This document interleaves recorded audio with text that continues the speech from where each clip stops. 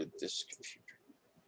I'm recording. Hi, I'm Tyler, and I'm here with a group from the Gauntlet, and we're playing one of my favorite games ever, Space Wurm versus Moonicorn by Johnstone Metzger. It is an awesome game. We are now in our 7th session, so if you're just starting and this is the first one you've taken a look at, go back, watch the others, because a lot has happened. And we have a new character that's going to be introduced here. We got this session and one more, and our galaxy is in a whole heap of trouble. So we're going to have folks introduce themselves here in just a moment. But I want to say, if you enjoy gaming, why don't you come join us at the Gauntlet? You can find us at gauntlet-rpg.com. We're on Facebook, we're on Twitter, we're on all that sort of stuff. We have a zine, we have over 100 games a month to play.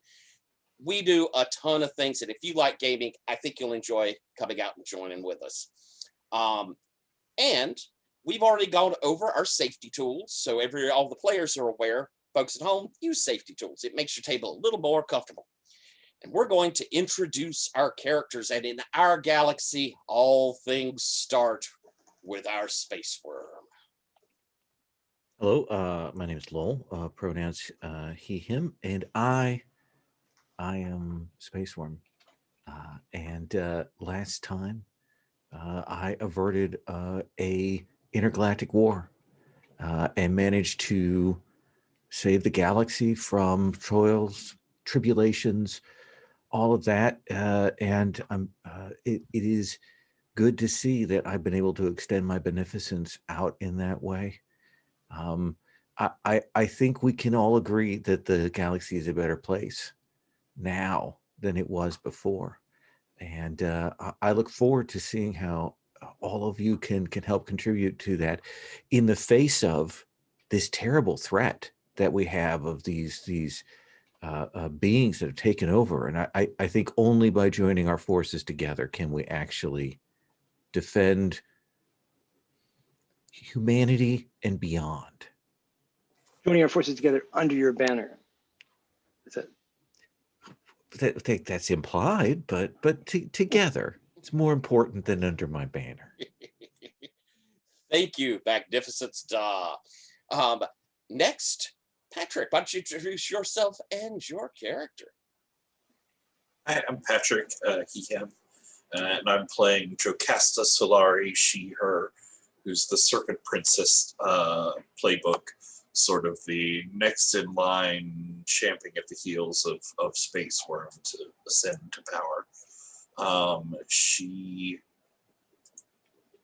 She's sort of perfected and reigns over the replicant bodies that are used in many different facilities or many different ways in our galaxy, and which are currently being mildly invaded by a horrifying rampant AI from the psychic maelstrom who's looking for bodies that don't have anybody in them defending them.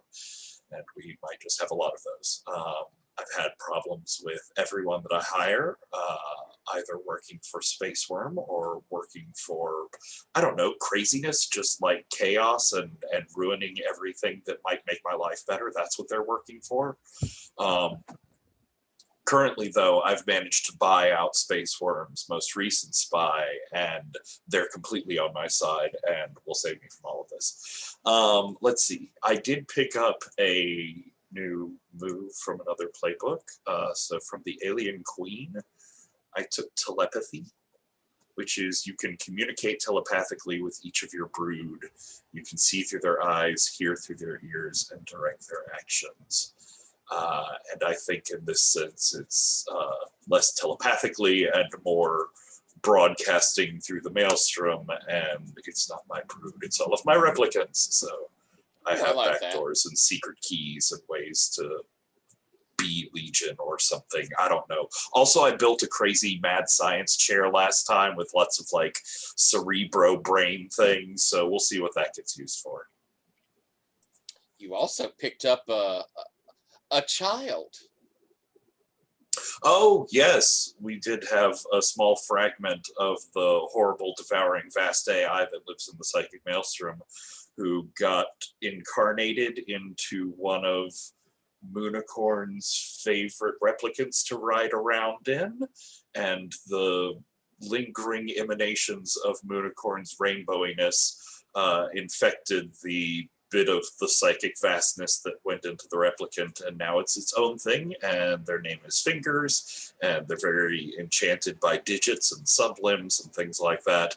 And also they vaguely remember some plans from the vastness that's out in the psychic maelstrom about eating all of reality or all psychic energy or being all people or something like that. It's very upsetting. Thank you very much. Chris, why don't you introduce yourself and your character? Hi, my name is Chris. My pronouns are he, him. My character is Kim, the spy. Pronouns they, them, who is currently using the Space Ghost playbook as their cover, a Space Ghost named Sisyphus. Previously, they were pretending to be the technician.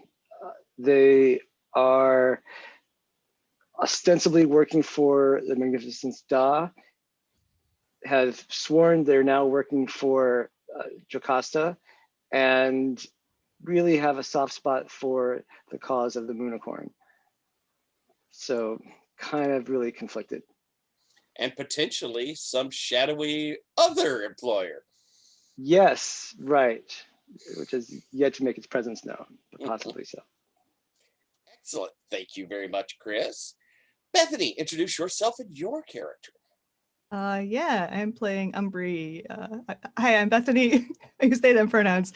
I'm playing Umbri, the mutant, who in this case is a weird hybrid of two almost as weird alien species.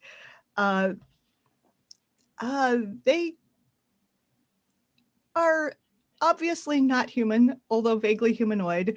They have 3 eyes and wings. One of which now has a real interesting pattern of scars. And they can kind of just jump into the psychic maelstrom and survive there and get around there. They did not previously it was kind of uncertain whether they had the ability to navigate through the psychic maelstrom the way Moonicorn can just navigate through anything, but I just took a move about doing that. So like, I figured since I was kind of doing it anyway, I might as well make it a roll. Nice. And you also have a passenger inside of your multitudinous. Yep. Yeah. One of the ancient alien teachers is currently just kind of hanging out in my brain. Although he's been quiet lately, so I invited him. Like, it's not like he, barged in against my will. He asked politely. I said it was cool, and Thank you. It does make it annoying because I can't use a replicant body now. That does seem to be the case. Thank you very much. And Sherry, introduce yourself and your character. Hi, I'm Sherry. I use she, her pronouns. I'm playing a Moonicorn who is like mostly she, they, them, all in that spectrum of possibilities right now. It could change anytime, but that's where she's been. It's just like when she wakes up in the morning, she's just kind of woken up as a human female for a while. So it's not a rut yet. Let's put it that way. And let's see here. I think right now she has been disconnected from all of the timelines.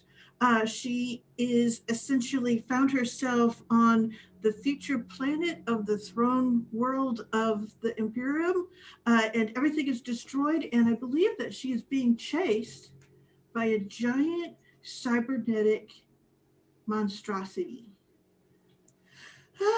It's kind of fun. A bit of adrenaline, yeah. So, and I did take a move. I found one and I loved the title and it was everything I hoped it would be.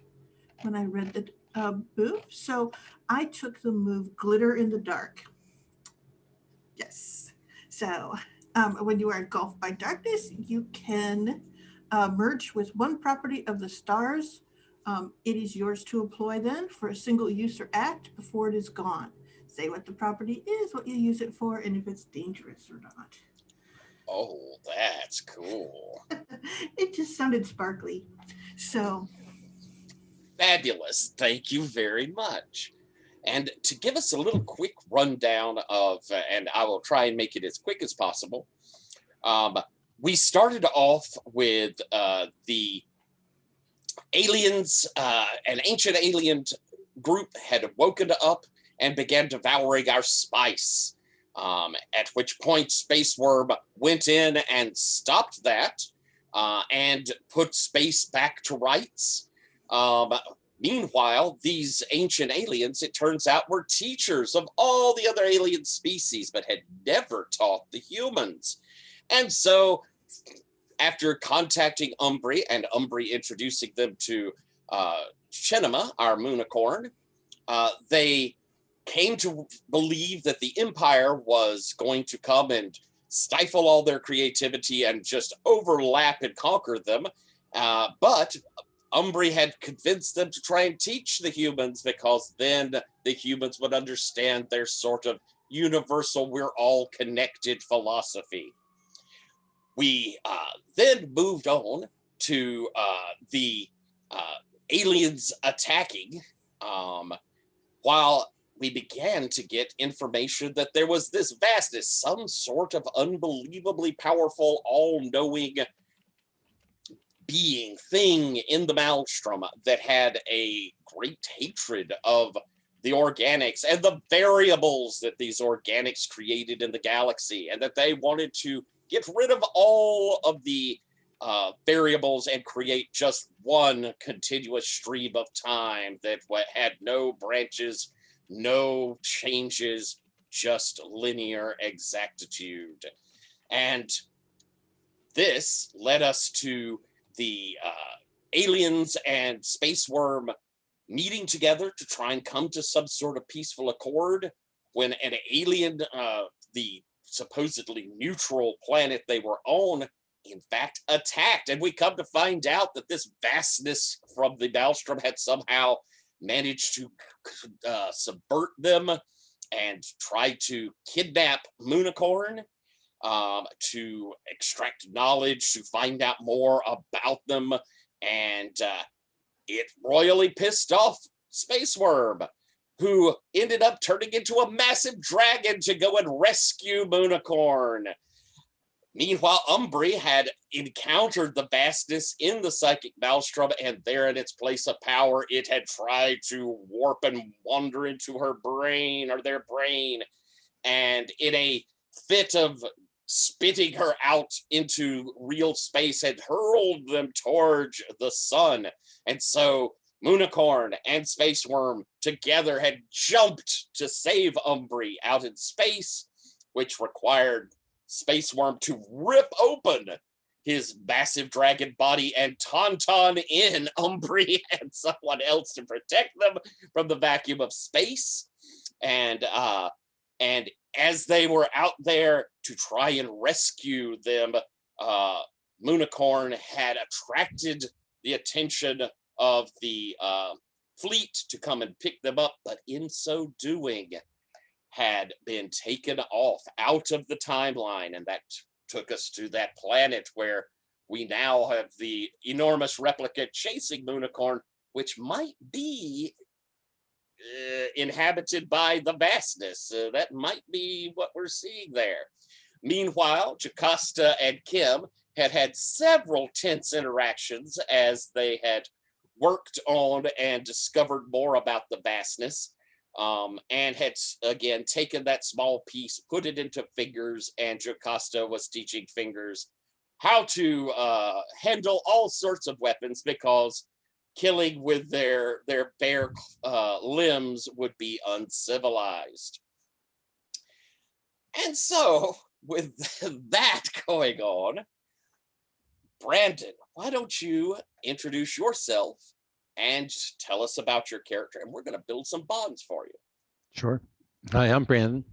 My character is Red, she, who's patterned on the engine of destruction. Red is an agent of a time war that is taking place across the galaxy, unbeknownst to most people, and wherein two sides are struggling in order to determine which one of them will establish what the future actually holds. But Red has become through enemy action, in all likelihood, Red has become disconnected from her commandant, who is the one sending her out to doing missions. Red's function is, generally speaking, to destroy. Occasionally, she is deployed for more subtle means, but destruction is what she's best at, whether it is individuals or planets, biospheres, whatever is required. Sinking Atlantis, things like that. She is, depending upon how you look at it, she is either a young woman who is replete with alien cybernetics, or a set of alien cybernetics that has enough biological material in there to be considered a human being. But either way, she's very, very alien, but not so much that she doesn't have real emotions and desires, although most of those have been hitherto entirely channeled into the time war. So the bonds, some bonds that I have picked, and I am happy to entertain others. Most of these are out of the book or slightly adapted from the book.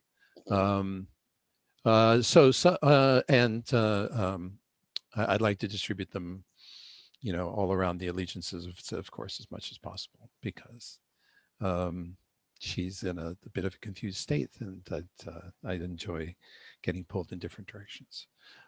Someone reminds me of my commandant, and that's probably Space Worm. Does that sound good, Space Worm? If your commandant was a caring and good person, then yes. Yeah, No, it might be Jocasta too. my commandant's not a caring, good person. Then it's probably not me. Actually, a very might be, good person. Yeah, I my actually commandant's think a very good person. Caring is not exactly the word I would use.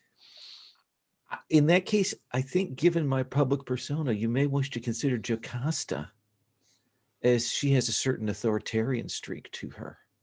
Okay. Yeah, no, my commandant is a means justify the ends kind of person. Then that's Jocasta. Okay.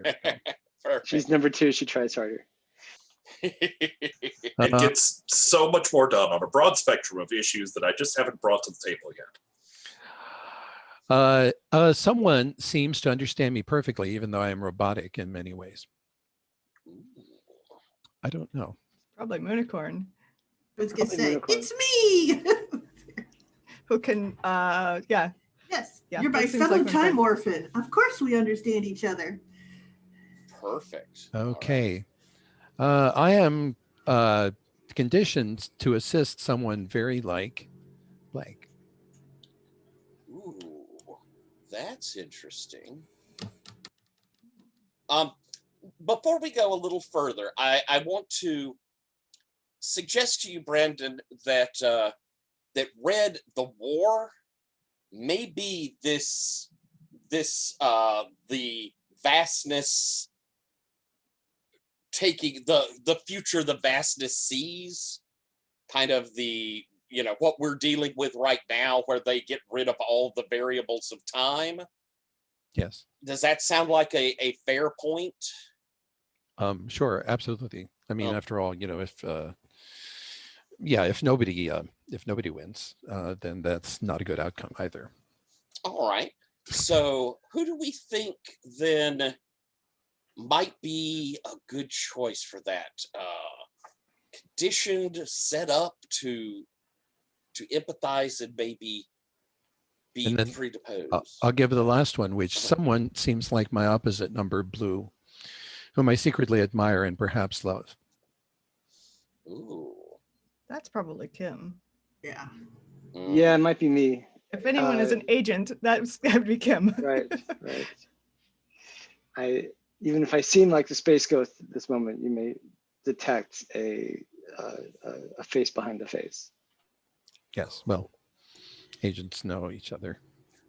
And maybe the person that you're conditioned to be attracted to is actually Umbri, because Umbri is a meshing of two types, just like you are. You're biological Absolutely. and mechanical. She is two different kinds of alien species. There's a kind of thing there.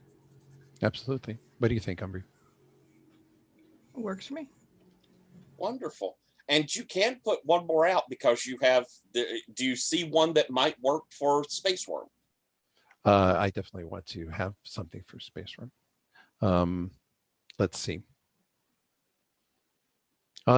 Space Worm knows everything about everything, right? Mm-hmm. Okay, so Space Worm knows the secret about my construction. Ooh, Interesting.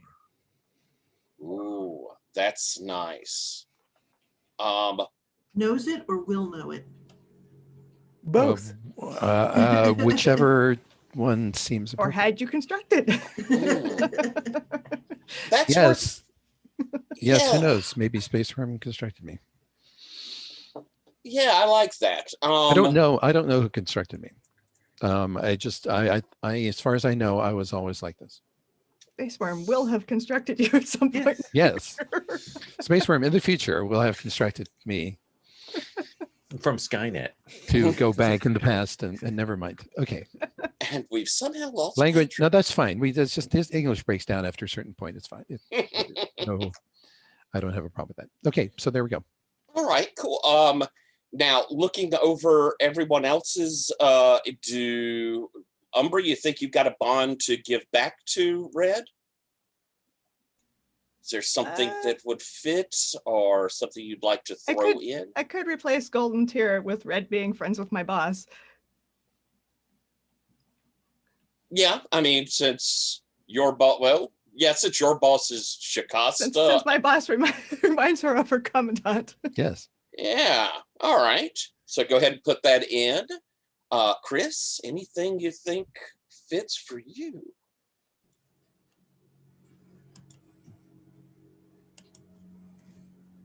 I gave out all my bonds. I could make up a new one. Mm-hmm. I'm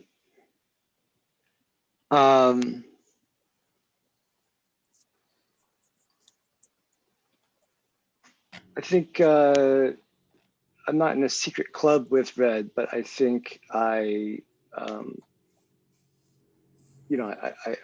recognize Red's training.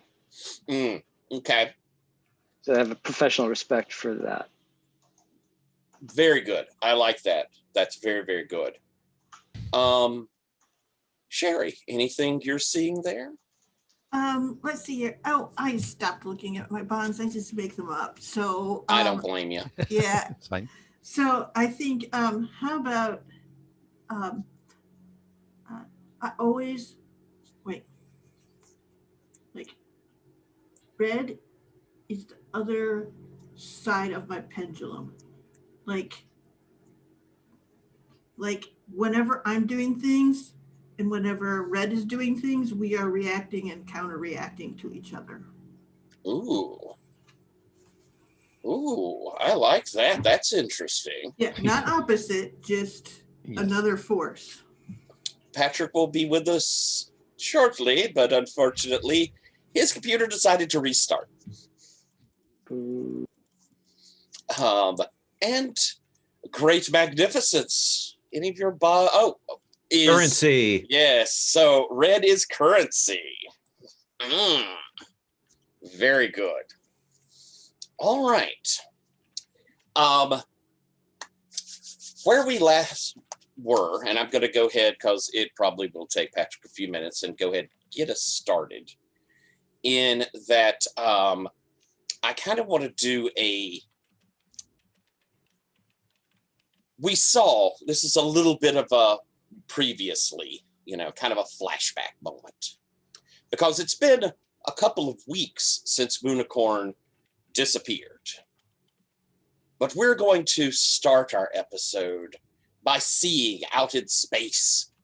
We see that fiery bloom of flowers as around the great space dragon, space worm there, with Umbri and the diplomat, as Chinema brings out this great light to attract the fleet. The fleet begins moving as we see Chinema sort of disappear.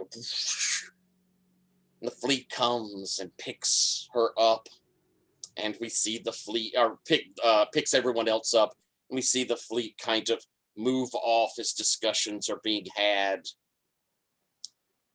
And then near the sun, we see this kind of wink, this light, as something enters into this solar system, kind of streaking through for a moment, hitting the spot where the chrysanthemum bloom had once been, where Space Worm has moved away from, hit that spot, and for just a moment, we see red appearing there. That is what's streaking through.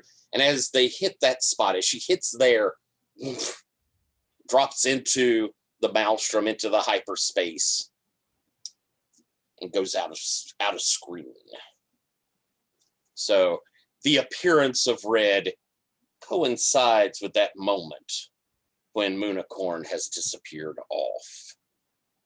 And we'll come back to where red goes from there in a moment, because I am very interested in Moonicorn running across the dead planet as this massive mech-sized replicant with its tendrils is chasing after. And you hear, "You can run, but you cannot hide from us, Chinema Moonicorn." And she yells, "I hope you're enjoying yourself." It's hard, right? All right, so you're dodging and moving and running. What is your, other than staying away from it, what would you like to be doing? I think that what she is trying to do is slowly move it to a place on the planet where she has the best chance of getting a signal off, if that makes any sense. And not so much a signal to get to someone, but a signal to give her something to latch on to. So this is actually relatively, she's like going for one of the poles. Very, Might I suggest that rather than the pole, maybe finding where the palace throne. once was. Yeah, right. Okay. Yeah, that sounds awesome. Like we could go through the ruins. That would be amazing. Excellent, yes. then. So why don't we have you do and assess your situation? Okay, let's see. And sounds like you're asking, where could you find the palace, the throne room? Mm-hmm. Okay. Now let's see here. I think my integrity is at 0 right now because I spent all of it. So this should be too fun. Ooh, I gotta find the roll room. Sorry. It's under the safety dice tab. Yay! Yay! That is the best when people put that there. Patrick is awesome. Patrick is awesome in all ways. And he's returned. Yay! Just in time to hear how awesome he is. And he's back to being host, but it did not change be recording. So I am rolling 2 dice, and that gives me a 9. Ooh, very good. Not bad. So, with a 9, something useful and interesting. You manage to, you're small. This place is very, craggy and lots of destruction here. So you've managed to kind of slip away, and in fact had found this kind of opening going deeper into below the surface. And going as you make your way down, something strikes you as familiar to it. The kind of rough cave walls have become worked stone, and the floor has the intricate pattern of the palace. Ooh. However, as you're working your way through, you recognize that you are near where Jocasta and Umbree's rooms were, and you're not entirely sure how you would maneuver with all of this destruction from there, but you recognize that you are close to those rooms. At the very least, I have to go and visit them. All right. Emotional truth is the most important truth of them all. You continue, and the once beautiful hallway is cracked and broken, but you come to the doorway leading to Jocasta's suites. Inside, there are thick layers of dust, and it is dark. Were it not for the beauteous light of your creativity, it would be completely dark, but you give off a bit of a glow of hope around you. And inside, as you step in, you see a light begin to blink at a console.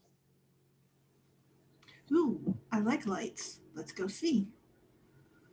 You move up to it, and there's a ping, and Jocasta's image appears on a screen. Jocasta, what message would you leave as you are fleeing the destruction of the Throne Planet?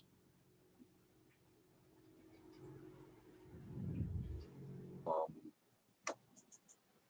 don't know. Am I leaving it for someone, or? Yes, you would be leaving it for. The idea would be that this would be what message, perhaps where you're going, or the. I'm allowing you to get a little bit of to tell a little of maybe story of what happened here. So you can frame up a little something in this message if you would like.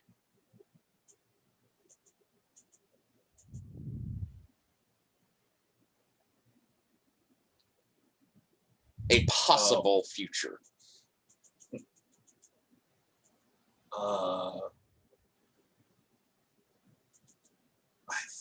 I think it would be Jocasta in her like all white lab coat science Jocasta sort of look here as we were doing the research. It's a light shot where there's obviously chaos and destruction sort of going on in the background or just behind that corner, or let's not turn the camera this way sort of thing. But she is trying her absolute damnedest to look, very professional and together and with it, and everything is fine.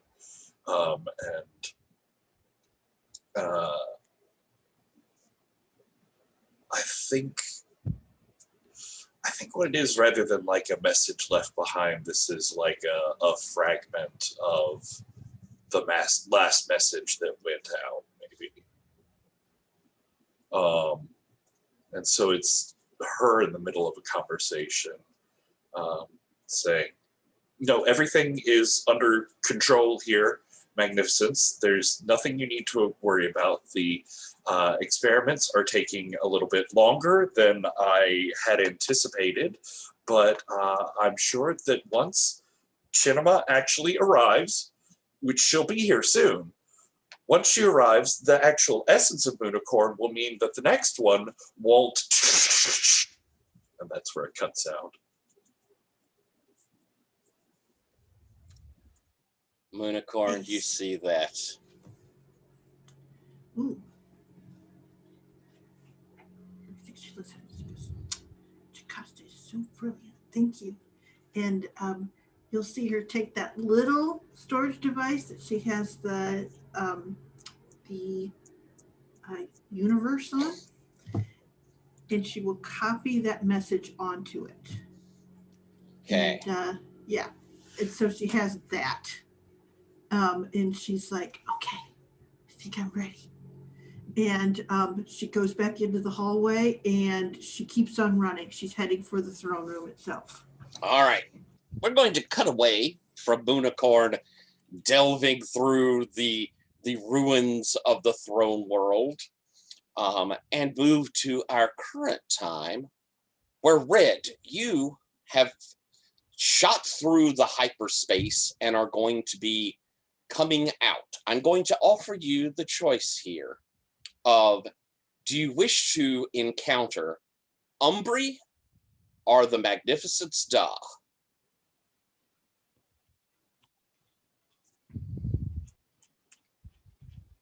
I wish to. I think I wish to encounter Umbri first. Excellent. All right then.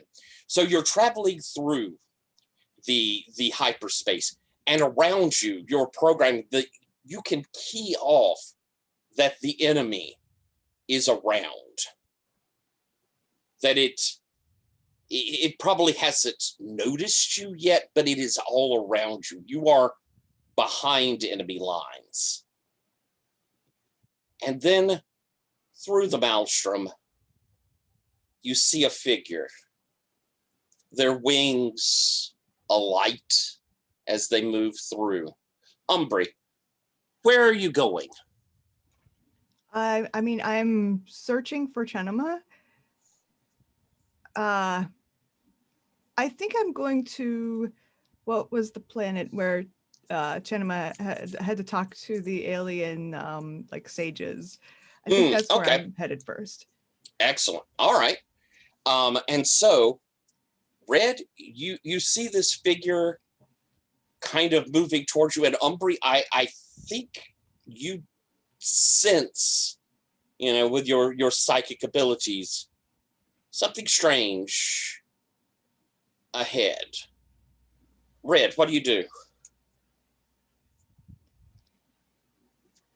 Wait, this isn't right. Who are you?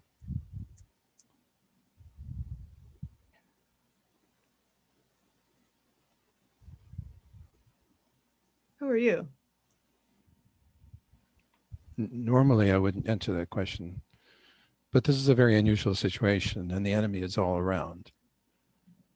My name is Red.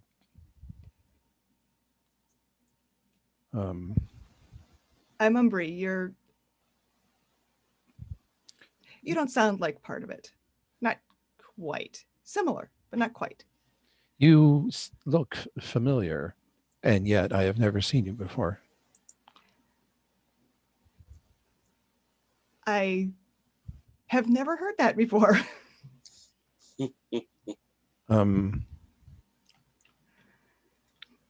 I am inclined, analyzing.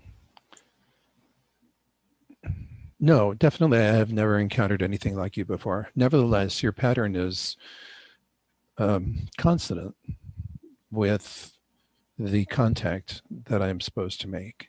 And so, for lack of better, I will assume that you are that one. I am sure, here. Okay. I'm here to destroy the enemy.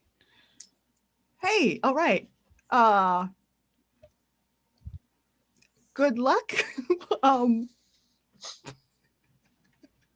And to salvage any, of course, any life forms whose termination would adversely affect the outcome of the war. So I hope you're more familiar with. So wait, hold on. Let's make sure we're talking about the same thing here. The enemy, giant computer mind wants to take over all replicants in order to have bodies and then wipe out all sentient species. That one? That would qualify, yes. Okay, good. Without sentience, nobody wins. Right, yes.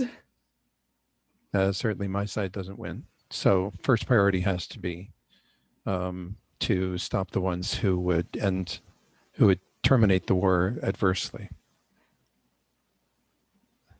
There's also no joy in that victory.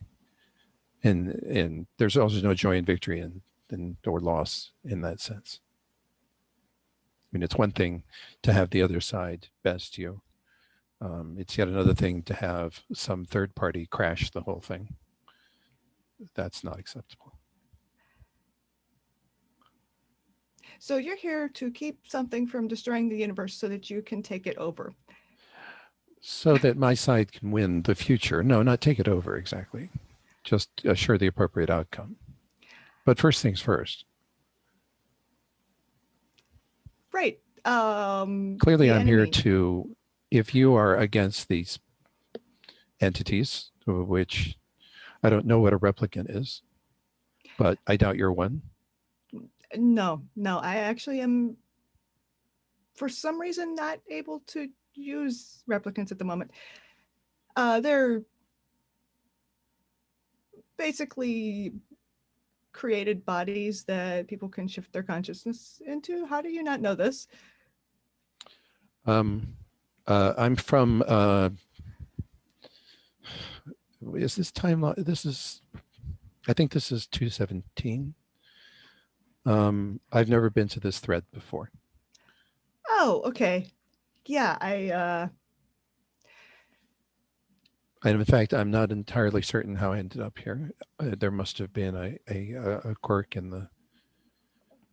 I was going down thread routinely to 32, but I didn't end up there. Clearly, it happens, I guess. It does. Umbry, I think you could consult your knowledge, especially kind of pulling on the teacher as well. This might be a moment that would work. The teacher is into weird time stuff, so rolling with human. Okay. So what question would you like to ask on this? Just ask any question. Okay.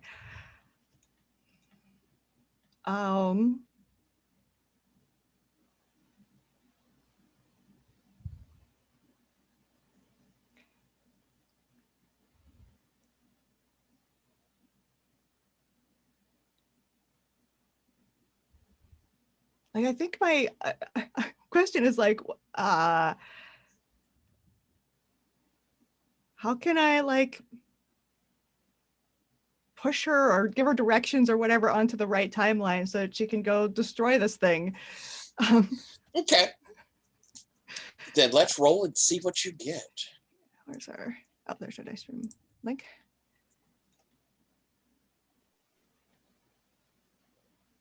So I'm basically consulting the teacher to ask how she can do that. And then I'm gonna, I'll just let him talk to her. Well, we'll see. Or yeah, that's the plan anyway. My human score is 1, I think, but let me check. Yeah. Too many tabs.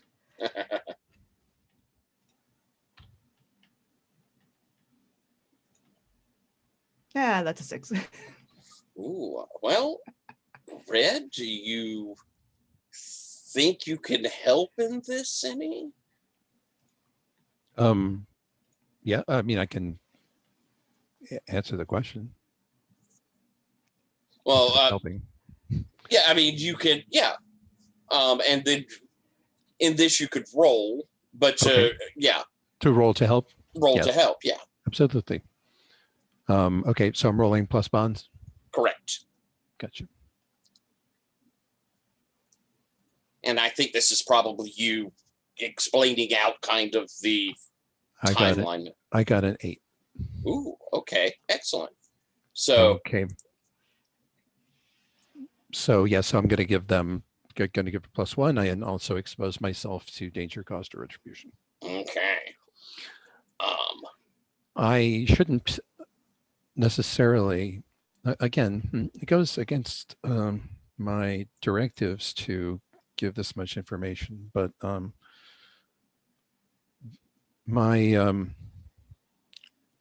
I can freely shift timelines. But if the enemy is here, I've become separated from my command, from my commandant, and so I am forced on my own resources. If the enemy is here, then this is as good a place as any to destroy them. So, as she tells you this, Umbri, inside your head you see the timelines the teacher shows you, and you see red causing massive destruction in various places. I mean, Not we're sure this is an talking improvement. planet-wide sort of catastrophe. Great. But then it centers to a timeline where you see an older Da and an older Jocasta in a room as Da says, "Will this work?" And Jocasta, of course it will. You know, I have no doubts in my abilities. And doors open as you see Red stepping out of a chamber. This is a possible timeline in the future, but seems like it's one that happens.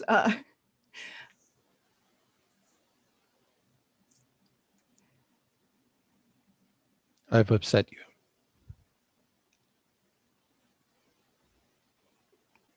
No. I'm just not sure I should help you. Perhaps I'm here to help you. Unless you can find the Moonicorn. Perhaps I can. Do you have a starting point? No, that's the thing. Do you have a starting time? Unfortunately, no, not that either. And well, this is the problem. let me try anyway. Okay. Give me enough descriptors. Well, okay. So appearance is difficult to describe because it's constantly changing. We're going to go with Umbri as you begin describing Chenema, and you know it's going to not just be physical. You're going to kind of give a little of that essence, you know. Right. Yeah. And you probably could even kind of factor in a little of your psychic to make that impression. Mm-hmm. But you begin to notice as you do, the lights here begin to flash, the lines, you're getting noticed. You should leave. Why? I just like gesture in the general direction of the lights. Oh, are they? It knows about me already. And so if you're being attacked, then I should remain here to defend you. I should also leave in a different direction. Why don't we leave? Because I'm trying to get you out of here before it sees you. I understand that. Can I try to analyze to see if I can figure out where Moonicorn went? Absolutely. Okay. time sense says 9. You begin analyzing. You've heard these things. You got that bit of a psychic impression coming from Umbri as they were telling you this. Umbri is the starting point. All right.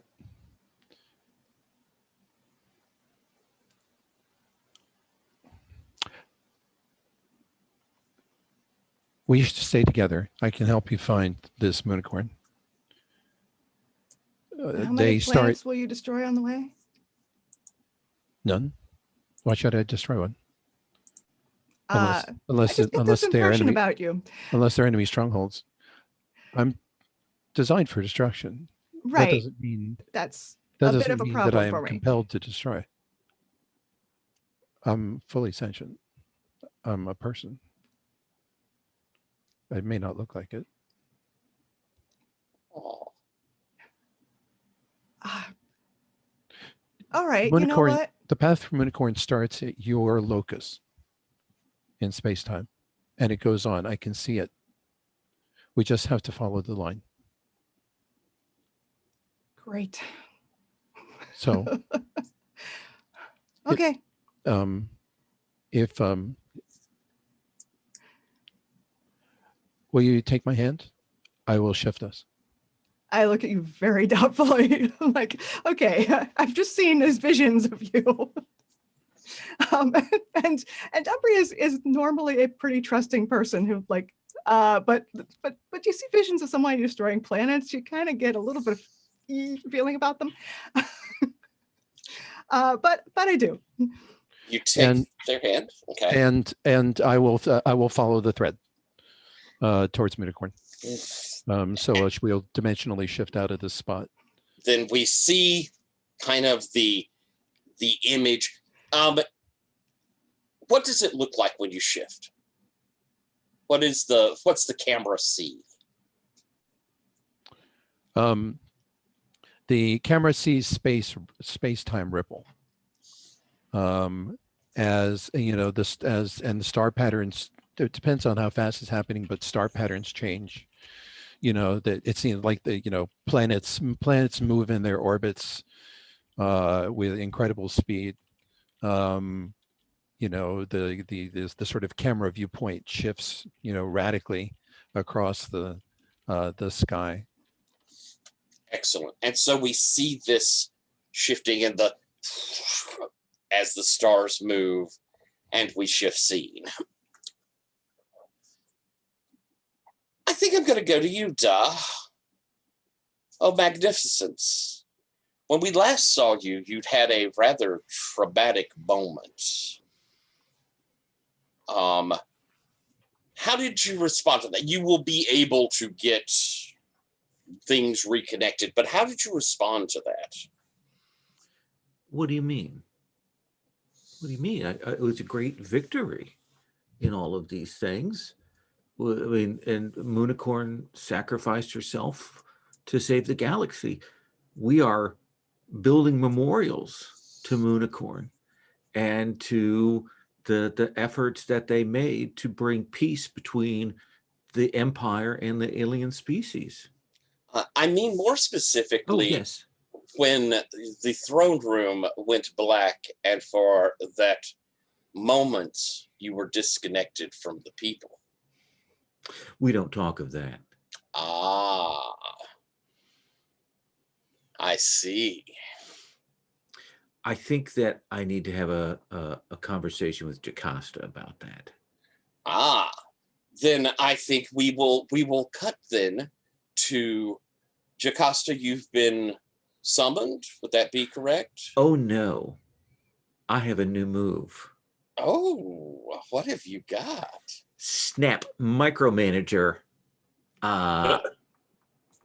You may show up to any place or person under your authority at any point during the game, even if events occurring there should be secret from you. Fantastic. Then, Jocasta, what are you doing at this moment? I mean, at this moment, right? Like this moment when I just flip the switch to download a new piece of the fastness into this replicant right here for the first time. What? You said this moment. But I suppose I need a little information there.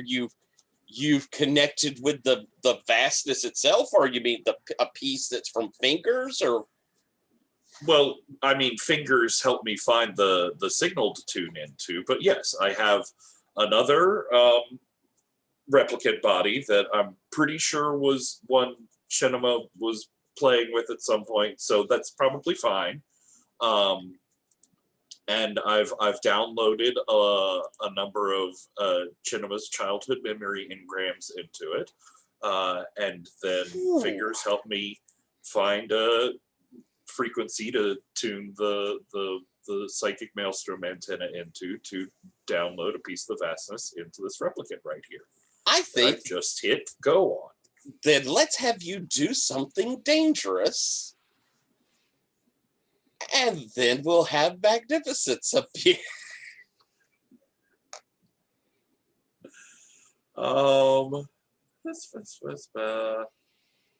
Let's do something dangerous, I guess. Roll scales. No, it's never the one I'm good at. Huh. Sorry. Roller page reloaded. There we go. Okay. Well, that's a 9. Take that. Well, Da, you are walking in the door as you see this going on, and I think that you may not know the specifics, but you at least have an inkling of what's happening here. Is Jocasta? Jocasta is still treasure. Still I treasure. think I will move over to one of the side panels and adjust the calibrations as are necessary. Allow me to roll. Oh no, they just get a plus roll. They just get a plus one from you. And what so are you doing? Don't touch that. There, that's better then, isn't it? Why did? Okay, no, that's actually worked. All right, okay, that's better. That's more. How did you? What? Hello. So what is it precisely you're doing here? the replicant moves its eyes, look around. I think I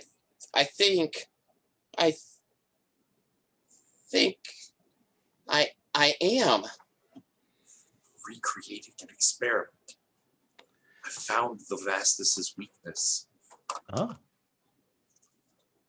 Yes, I found that something I believe connected with Chinema and her psychic matrix when interacting with the vastness inside of a replicant body, it seems to cause some sort of change. And I'm sure I've isolated exactly what that signal was. It would of course be much easier if she were here to filter the psychic patterns through herself. But it's just a preliminary experiment until she reappears. I am one. Yes, you are. Are you my mother? I point at Jocasta.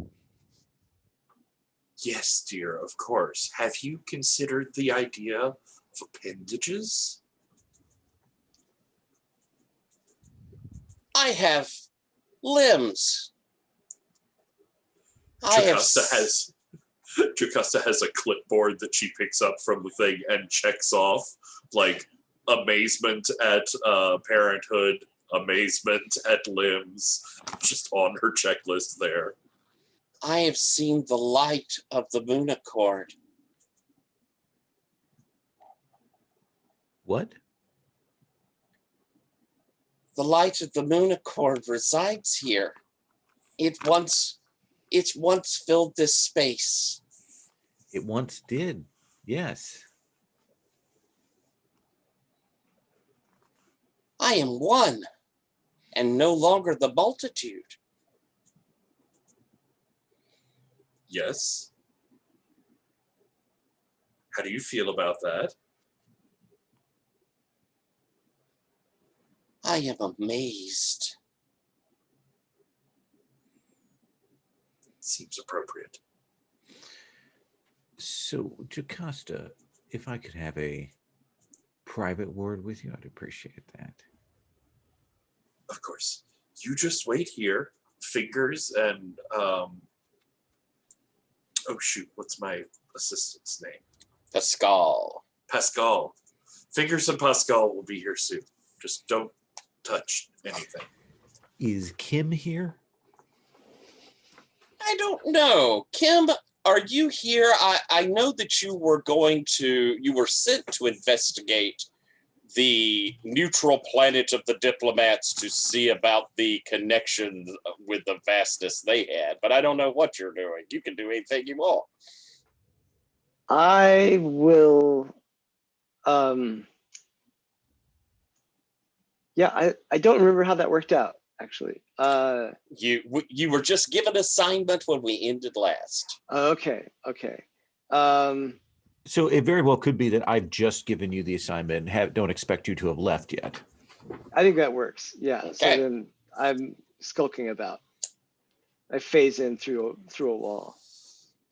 My ears were burning. This is your new appearance, then, is it? Well, yes, it seemed more practical. Good. I'm glad that you're safe and well. The Moonicorn is apparently gone. That's disturbing. Well, here's the documentation that I have on what occurred at the planet. Jocasta, I don't know if you can make anything of this, given that you have the most experience with the vastness. We'll take a look at it. I've already seen the reports about Chinama disappearing temporarily. She will, of course, be back. Jocasta, I need to speak plainly with you on an issue. All right. I have settled matters with the aliens. I have given them maps and access and ways to supply the spice for themselves. And I have settled matters in controlling the spice. So you've brought the great war of our time to an end. In part, but this entity that you are exploring with is a bigger danger. But also, I know that were I to move on other aspects of the universe, aspects of the galaxy, that there is a singular danger that I would become a tyrant.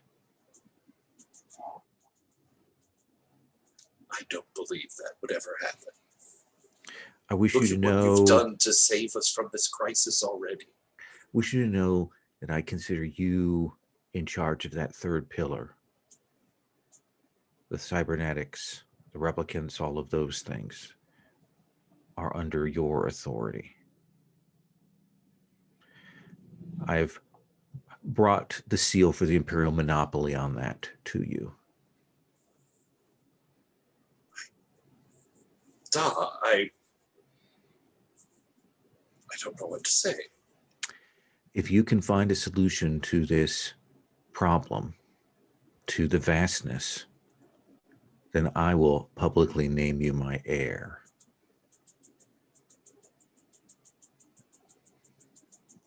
I've never believed in anyone like I believe in you. To have that paid back, I won't fail you.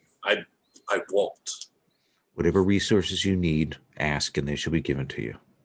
Can I ask, Jocasta, are you swearing loyalty to Space Worm? Oh yeah, I guess. Oh, are you? Oh, how did that happen? Is there a? Oh shit! There's a move for that, isn't there? Well, My power goes up by 1.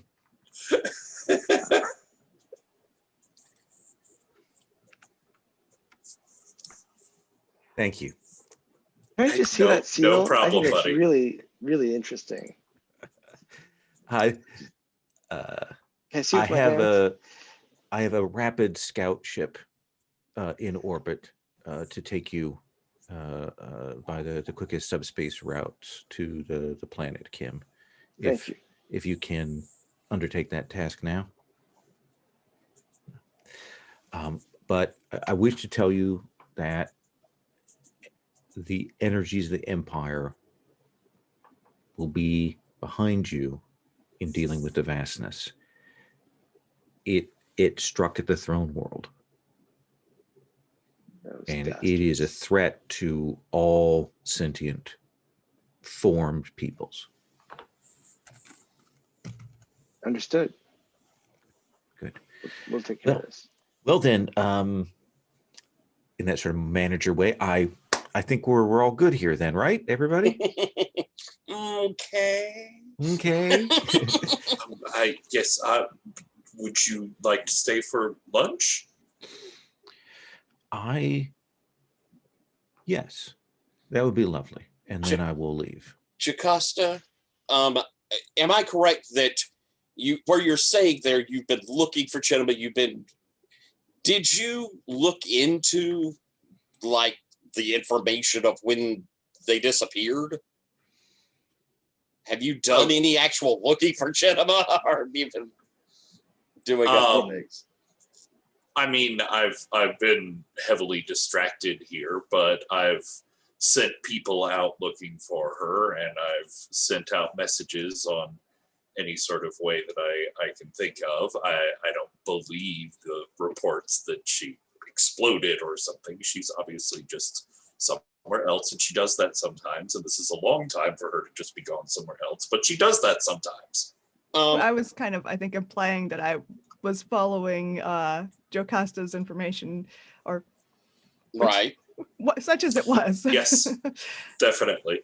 Then would it be fair to say that you used Space Worm's command to have underlings go do your thing? I mean, Umbry doesn't act like she works for me. They work for me anymore, but I mean, there is still a contract. Oh, and it sounded like you had some other folks doing it as well. Yes. Well, then why don't we have you roll that?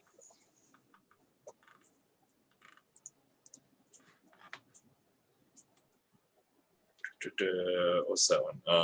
The roll with your power. Command. Mm-hmm. Well, an 8 + 1 is 9. Very good. Then enact your will. Always complications. But there's a complication. Oh, there is always complications. And I think that the answer and the complication are all one. And you could decide, I mean, you've sworn undying loyalty, so I'm sure you will share this information. But when in the space where Chinema disappeared, shortly thereafter, something appeared, popped in for just a moment before going into hyperspace. Something that sort of something we're talking about. Something technological, something very advanced, and yet still somewhat human. And you have they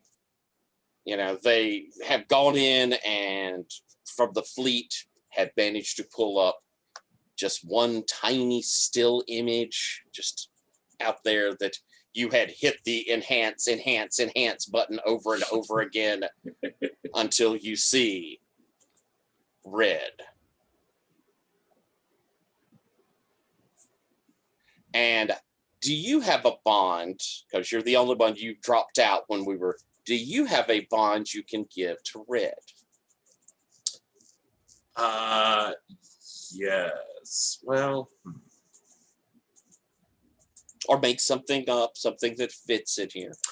well, actually, no. This Did you fits hear? perfectly. Did you hear the bond that Red has with you? Is that she reminds you of your commander, right? Yes, correct. Okay. So since I pulled that move from the Alien Queen, I was looking at the Alien Queen's backgrounds, whatever connections. And there's one that's who used to be part of your brood but isn't anymore. Which this way I'm taking as this presence, this energy signature, and that particular shade of red hair. I've seen this problem crop up with replicants over and over and over throughout the years. I think that's when Kim and I were going to repair the one that the Vastness had downloaded into. That's what I thought it was, that I was finally on the trail of this hacker that seems to get past all of my defenses, all of my firewalls.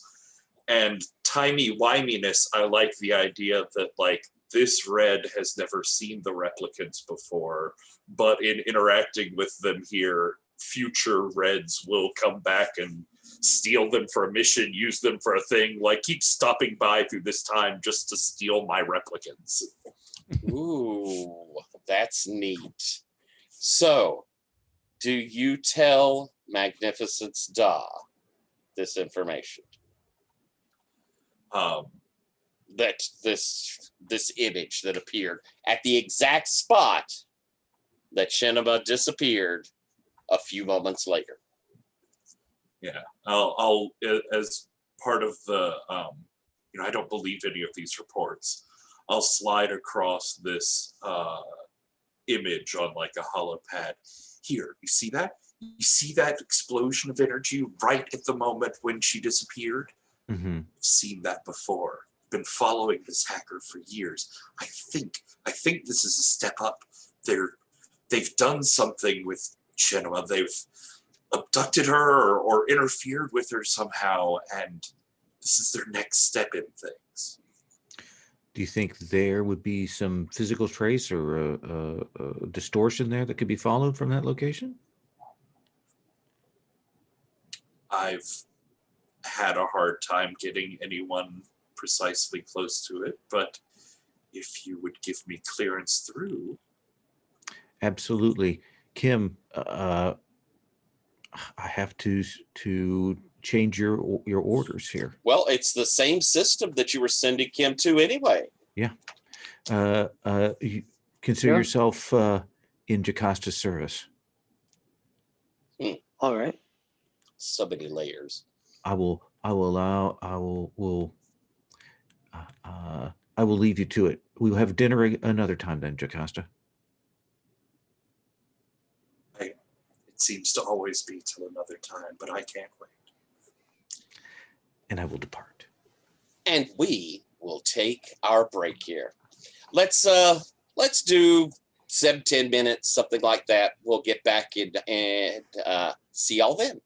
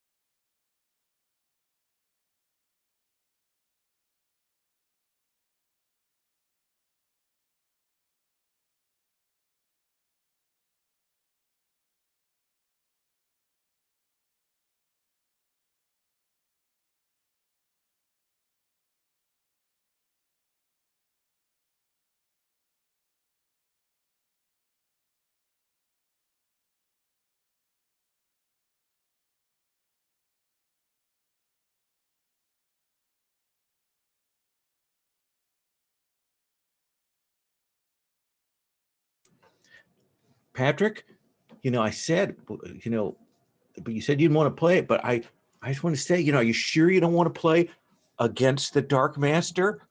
It's only a small game. Good Lord. What is happening there? Yeah. Thank God I got his review copy. This is a monster.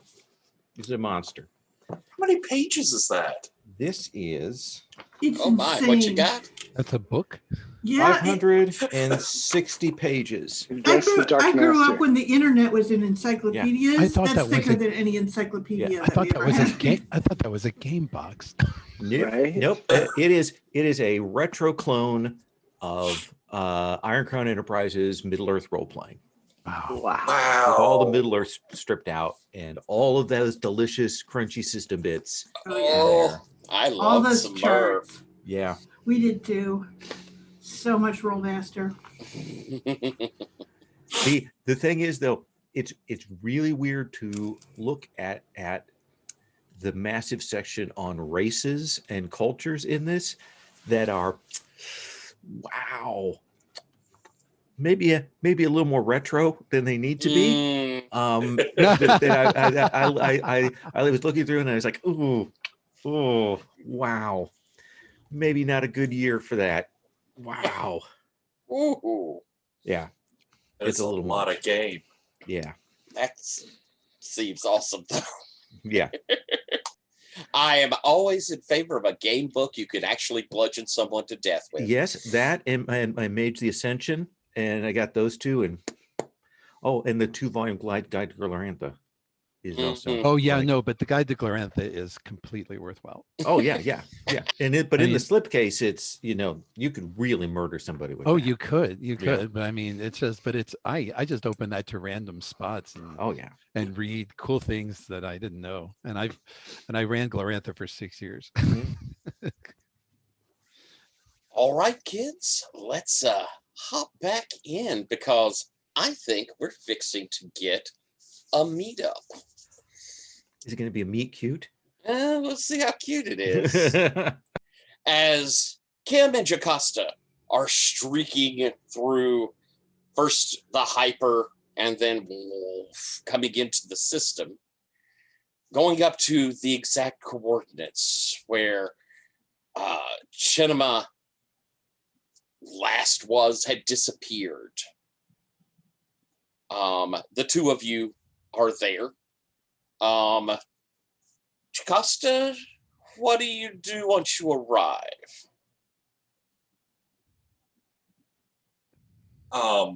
Science, vigorous science. Vigorous science, all right. And Kim, what are you doing? I'm assessing the situation. Why don't we have you both roll that? I think that it's a solid set for each of you to do. So what question are each of you asking?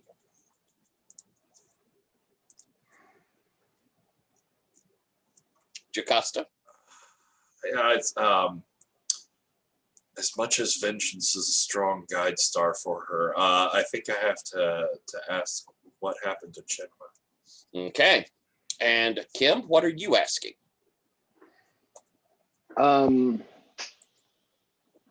What happened to the person who entered this spot after that happened? Nice. All right. Jocasta, roll first. It's never the one I'm good at. But But that's a 10.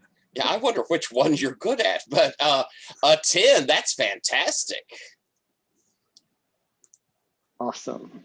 You get just a straight out answer. Chinema was shunted to the end of time. Oh. Well, I mean, that's not good, but that's not dead. That's not dead yet. Kim, how did you roll? A 7. Could be worse. So They were here for a moment before entering hyperspace. Interestingly enough, since I'm giving you something interesting.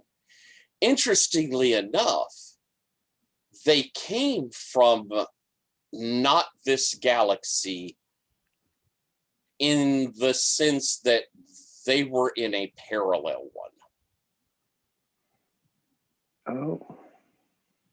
And then immediately after arriving, they went into hyperspace? Right. As though they appeared, hit that spot where Chinema was, and boof, right into the hyperspace. And I can't tell where in hyperspace, where they took hyperspace to. No, but give it a moment and you'll find out where they are now. Excellent. Because Umbry, Red, you're following Red's kind of centering towards where to follow Chinema, and you come out of hyperspace. Woof. Umbry, you recognize this spot. You were hurtling towards a sun. That sun just recently, and there's a ship you recognize as well right there. It's a fast scout ship of the Empire. Red, you don't recognize this ship, but it is, I mean, you're just appearing right there on top of the spot, and you can sense there's a strong temporal disturbance that occurred here. I think I'm like face palming, going, we just went in a big circle. This is where Chinema disappeared. It doesn't mean it's not where she ended up.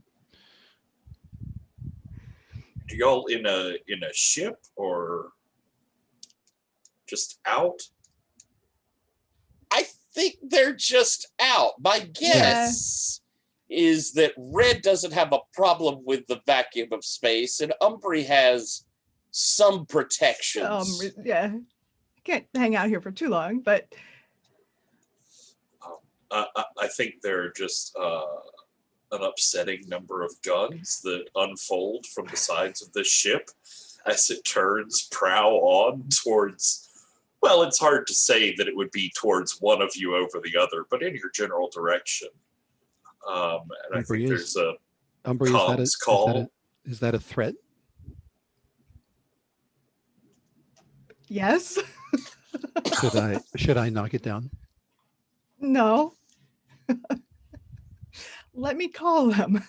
And I contact the ship and explain who I am. Umbry.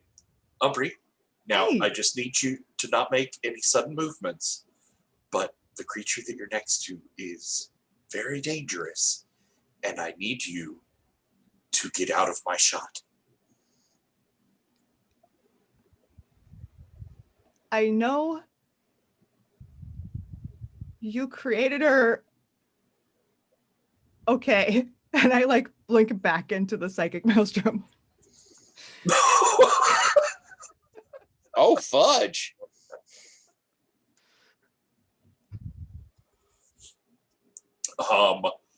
I saw those visions, like. I will send out a broad spectrum communication. Stand down, whoever you are, before you cause more things to go wrong.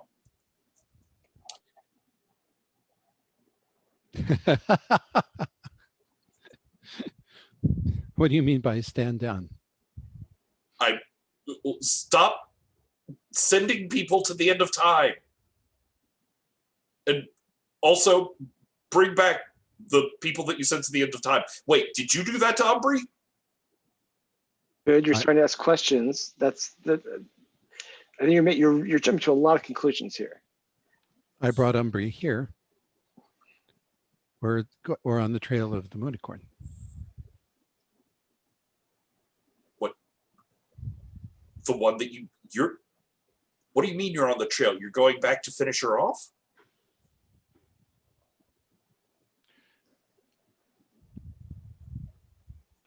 Do you want to have this out now? It seems like you do.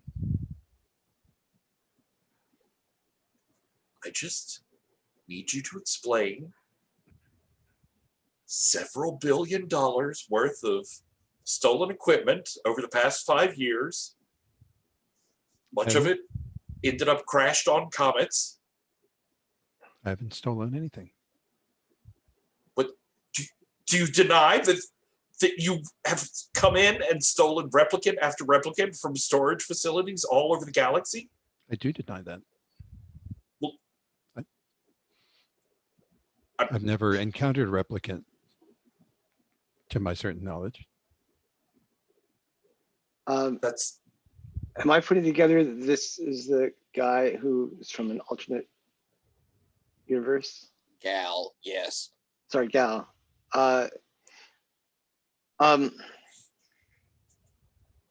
Boss, this person's from a different timeline. She's not from around here or around now. What do you mean? That's. I'm putting a mute on the intercom for this. She's probably telling the truth that she's never seen a replicant before. That she's just from a parallel galaxy.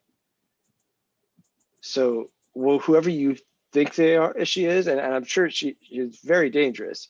The armament readings are off the charts, but you may be making some assumptions that won't end up being borne out by the facts. I'm just telling you now. I'm an ask questions kind of person. I will warn you that if you open fire on me, I will tear you apart. I believe her. But no, this is a state-of-the-art ship. I don't have any fear of some wandering woman floating through space. Listen. Just appear. Sorry, wait, now. Sorry, wait. You're still on mute. I I'm going to do as Zardoz speaks to you. Ooh, With a little nice. demonstration. Excellent. So, what does that do? It's a strong intimidation. Oh, I see. Okay. Hang on, I didn't do this right. So rolling destruction. Yes. There we go. So I stomp the ground and a crack appears.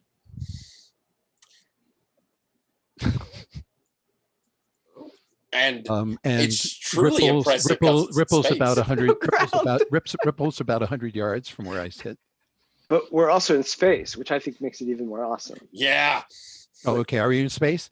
Yeah, but yeah. Space. All right. Well, then no. But There's. Oh, sorry. If we're in space, fabric of space-time cracks. Right. I gesture. I gesture, and your ship vibrates.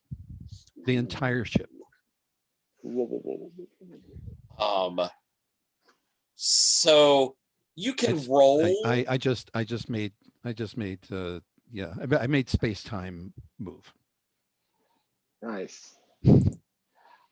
So you have one of the options. You can attack immediately, you can back away slowly, or you can put your guns away and have a polite discussion, which is what I want.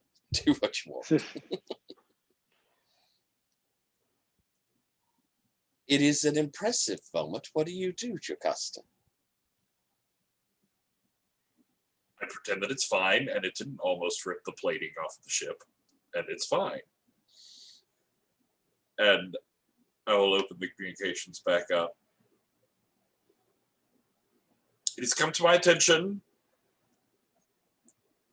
that you may not be exactly the person that we were chasing after, but you probably certainly have very important information about her.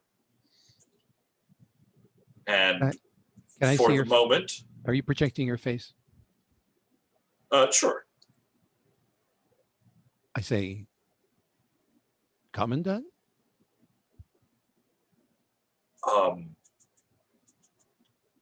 Mostly, yes. The answer is always yes when they say, "Are you the king?" But not in front of everyone. Perhaps you could board and we could talk further? And Umbri, I believe you just appeared on the bridge, correct? Yep. Yes, very well. And I will. I'll board the ship. You fly to board the ship. I walk through the side of the ship and appear on the bridge. Oh, nice trick. I got that trick. Good trick. I'm in the middle of saying, look, yes, we have to destroy her, but first let her destroy. Oh, God. Holy crud. I don't take any umbrage from that. My name is Red, but you know that. There's something wrong. Yes. Explain. Well, I'm not where I should be. Of course. This isn't 32. This isn't even 216. I have concluded.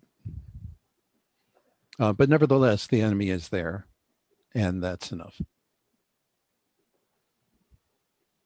And is that what you did to Chinema? You attacked her like one of the enemy?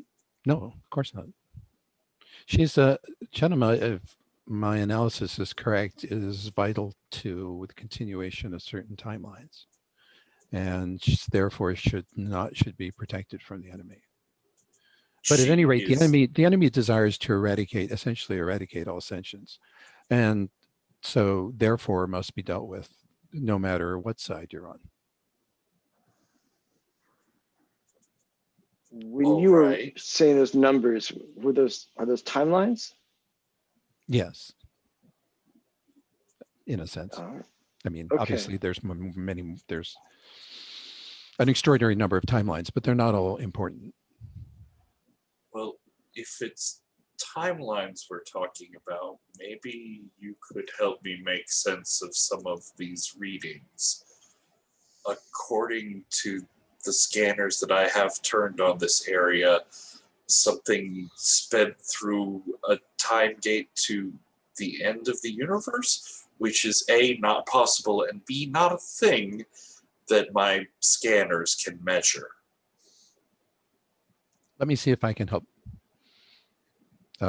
Is this a console that hooks to your scanners? Yes, yeah, I will. Okay. She'll bring up things. I don't think we even need a roll here. I just jack into it. Red, I think you can, Yes, because you have the information from Umbri that kind of lets you get the impression of Moonicorn. yes. It was definitely Moonicorn being shunted off to the end of time. There's no question that that your information is correct, as unlikely as it seems. It's a completely unnatural shunt, of course. At the end of time, all matter is collapsed, except where it has been artificially altered, as in this case. Right. So she is indeed at the end of time, which is to say at the convergence point. That sounds like a bad place to be. Well, you can't go a whole lot further. And it's an unstable place, of course. Being at the end of time, at a certain point, it will collapse into singularity. Of course. Do you have it is a way long, to long go time there out. or retrieve something from there? Yes. I've never been that far down thread, but I see no reason why I couldn't go there as long as I have a target. Interesting. And others? Yes. Assuming, can this ship travel through time? Can it dimensionally shift? Can it? I know Can one that I can. don't know. Oh yeah. This I ship can usually goes through time the normal way. I can take a few of you. Umbri, you're right. You do know one that can. 2, I think. Yeah. 3, I think 3 are left. Oh, 3 are left. Yeah, that's right. I can be the guidance system for such a vessel. I personally can take a few people. This is Umbry? fascinating. I'll go talk to the teachers. I'm sure they, I'm sure I could talk at least one of them into going on a rescue mission for Moonicorn. Be careful. The ink is still wet on that peace treaty. Umbry, do you want? Yeah. I think just because I think it'll be fun to do, and we haven't played a whole lot with you dipping in and out for a little while, why don't we have you roll your mutant power for this? Sure. Okay. So actually, is this mutant power or is this secret ways? Oh, secret ways. Yeah, Kind of both that's it. apply. Your brand new one. Yeah, let's do your brand new one. Okay, cool. Oh, Um, actually, it's roll plus curious, but I'm thinking that's because it's a mutant power, it would be roll plus inhuman. I think so too. Yes. Since I don't have curious as a stat. And I don't think it's monster. Yeah, and it's definitely not human. So No. all right. That's a 9. Ooh. So that's the fun one. I think usually it is. You can get where you Where or get you when? exactly where or when you want, but not both. Yep. What are you choosing? I mean, these ships can travel through time, so it doesn't matter when I get there, at least in theory. So where? Yep. You appear on Celeste's Celestine ship. And she turns. Umbry. Celestine. I'm sorry, I did say I would be back a while ago, didn't I? No. You will say that you will be back. Okay. Okay, that's actually okay. You Even are better. not supposed to be here. You are 2 cycles away from us. The Moonicorn has disappeared. Will disappear. Will disappear. And I give the date exactly of when that will happen. And you see for a moment her face, she begins, my brother has died, but he resides within you. Oh, yes. Yes, I'm sorry that hasn't happened yet. And you're... Yes.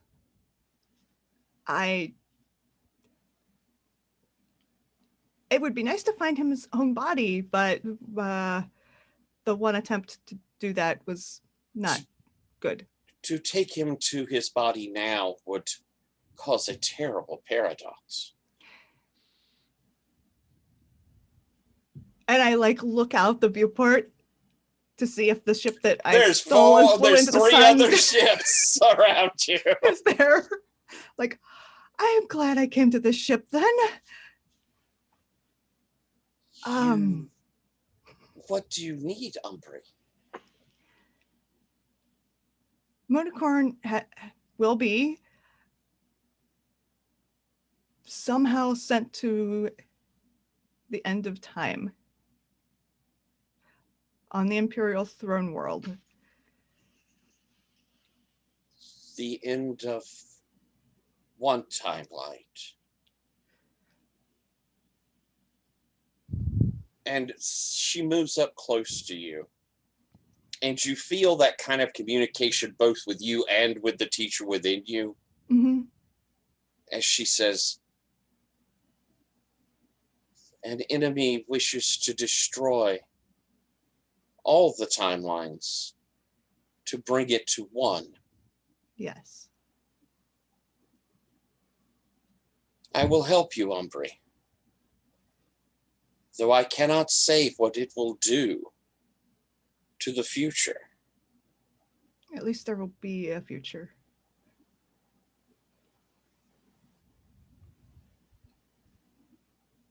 We can do this together. And she will move you to the console. You've seen the controls of the ship before. As she sends out a message to her brothers that she has to do this thing. There's that, which is kind of similar to how Red moves. Now that that you've done that, the ship a little have familiar that. about that. Yeah, have that weird. And as you whoosh away, moving through time, we're going to pop over to Moonicorn. Excellent. You have worked your way through the ruins of the palace until you find that familiar hall that leads to the information room and where the throne itself is. Mhm. The walls are cracked, the floor is pitted, and as you come up to the doors, they hang askew. Beyond it, you hear a sound, 1,000 speakers, all of them making static. That's what I was looking for. As you pass inside, the screens, that vast information is showing planets and stars and systems,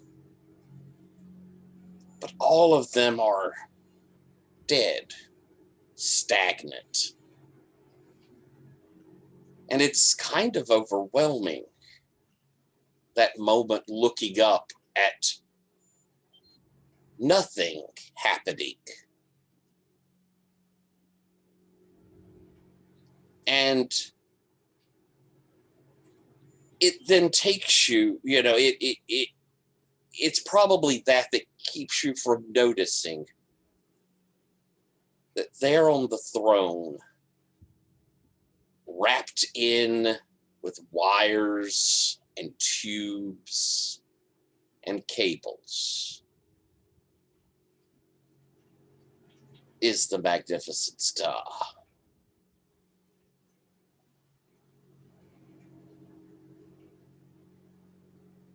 What do you do?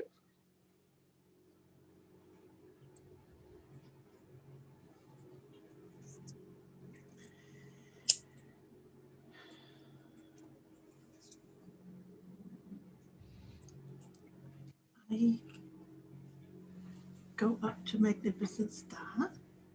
Is he still alive? In a way, he's jacked in, the body, there's no heartbeat, but the consciousness has been brought into the throne itself.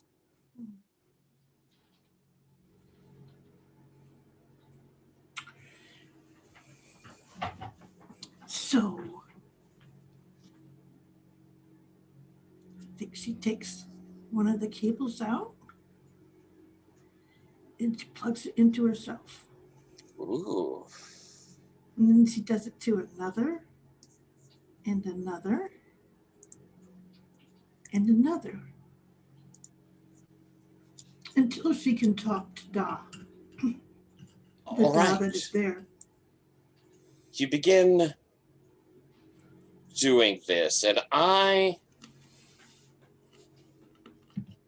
think that you're sharing an intimate moment with someone without crossing the line by doing this. Yeah. So gain in integrity. All right.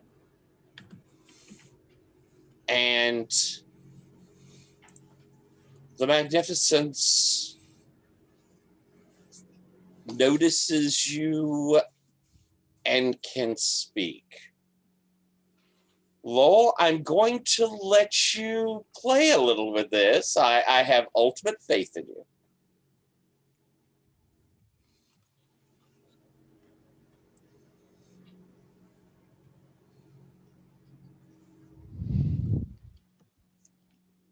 You're Can't hear muted, my you. love. I wait for Moonicorn to speak, is actually what I said. Oh, I think she says, hello, magnificent star. I have been waiting for you. If I had known, I would have come sooner. I don't think there was a sooner for you to come. I would have found a way.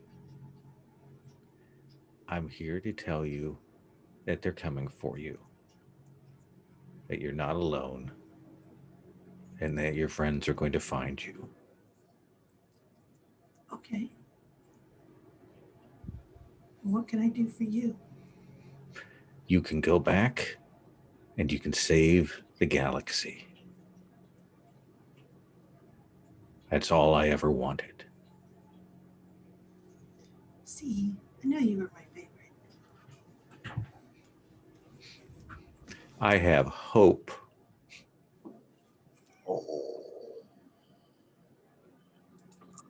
Oh. As Das says this to you, the screens begin to show this memory of not just the Imperial worlds, but the alien worlds, as they are all connected in, all of them united, realizing they are all connected, as the teachers said they were, as you knew they were. There was the time when they all were connected to the throne. You see that. It did happen. And it is then that there's this enormous booming noise. The ceiling begins to crack. Rocks begin to fall. And you see metallic tentacles and tendrils working their way down. We have found you, variable. You will not continue. And I think she's still staring at the screen with all of the Empire and the stars. And she reaches out to one of the stars. It's one that she and Umbri would go and look at when we were on the throne room. She reaches out to it and she pulls it in. Does she pull it in or pull herself to it? No, she pulls it in. What are you wanting to have happened? And then she goes, secret dance party, and she throws it at the creature that's coming after her, and it starts playing this dance loop with Jocasta going, everything will be just fine, da. It's all on schedule, da. Da, magnificent da. And it's essentially this unending dance loop, dance song loop. And she goes, secret dance party. And then she sits back down in the throne and keeps on watching that time. I think that as the roof is collapsing and you're engulfed by the darkness, you merge, I believe. You're doing your glitter. Yep. And you merge with it. We're going to hop.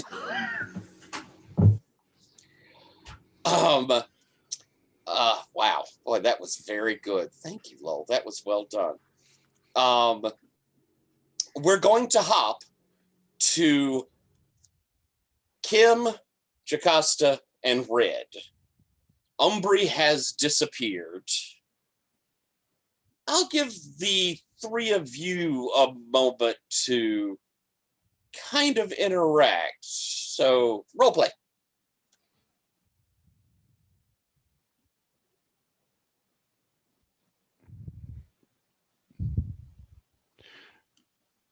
Commandant.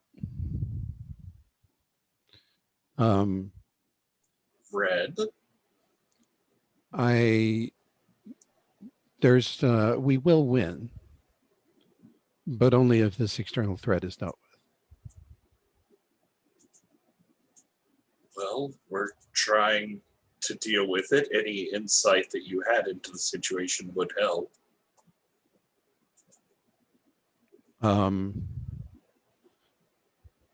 Moonicorn is important. The enemy wishes to destroy them, and so they must not be permitted to do that.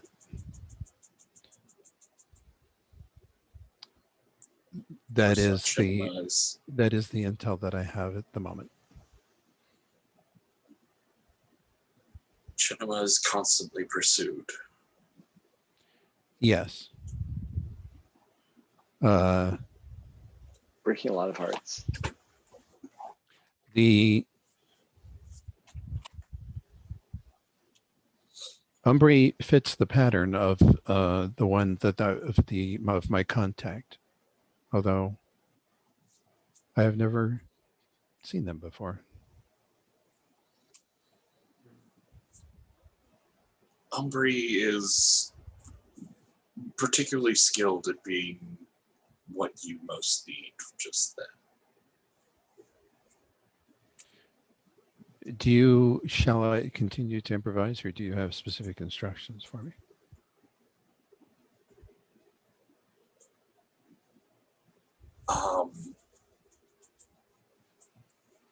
No, you seem to be improvising fairly well. Just once we get the ship, we're off to get Chinema and make sure there's no weird time war stuff that interferes.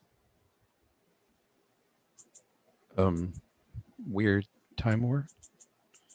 You mean besides our war?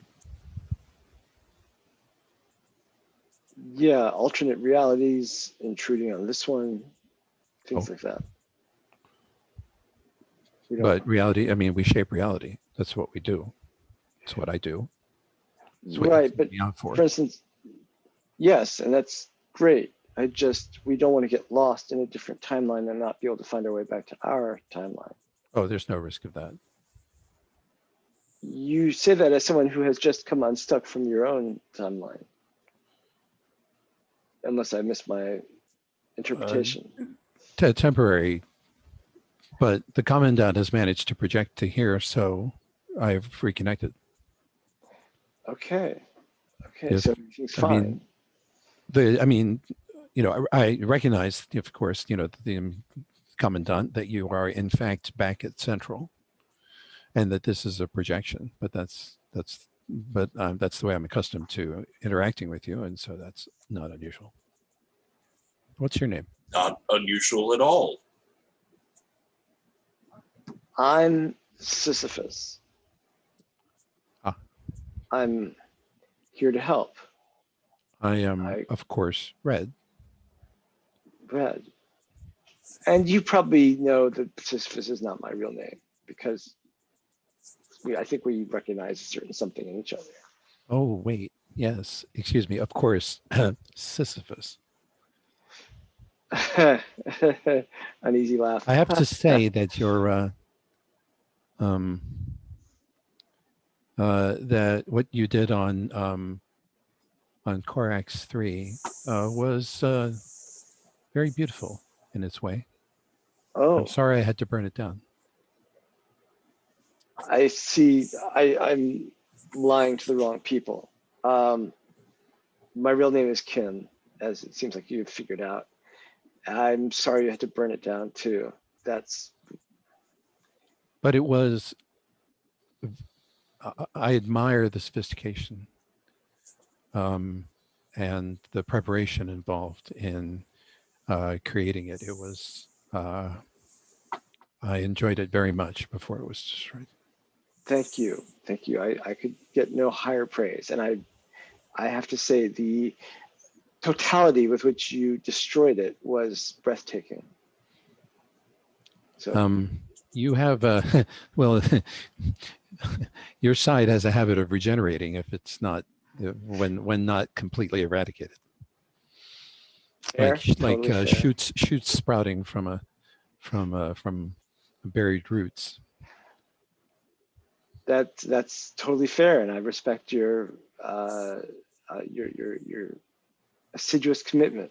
I try not to use Do any the more work. violence than is absolutely necessary. I seem to notice that you get deployed to places where the maximum amount of violence is necessary. Well, as everyone knows, there are other agents besides myself, but none of them are have my particular capabilities.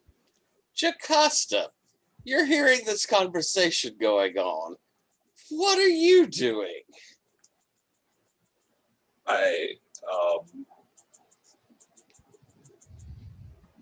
Staying out of it. This deep level cosplay has gotten further than I think Jocasta is willing to dive. And as they're having this kind of meeting of a strange mind, outside of the ship appears this massive form of one of the teachers' vessels, the living ship that the teachers travel in. Here it is. Oh, hey. That's a nice ride. You're hailed by Umbry. This Sorry it took so long. enemy attack ships. That's what you chose. Good They one. can travel through time. That's a Took good so one. I long. like that. Sorry it took so long. So they've been bonding while you were gone. Oh, I was just, one has an appreciation for one's opposite number. Tokens of respect. It's been like this for a good 20 minutes now. And I'm kind of like, who's that? I haven't seen that because I know Kim as As agate. As agate, yes. Right. Right. Yes. Right. No.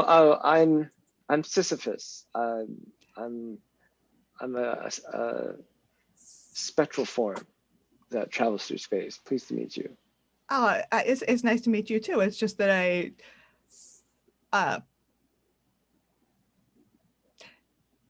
have you been working with Jocasta long? Because it usually takes a long time for people to get to this level of trust. Long-term employee, highly trusted. Oh, not with. We haven't been working together at all. Rather on opposite sides. No, not. Never mind. But we're all working together for this endeavor, which is That's the good. important thing that we should focus on. And Okay. that's Yes. In fact, we never met in person before.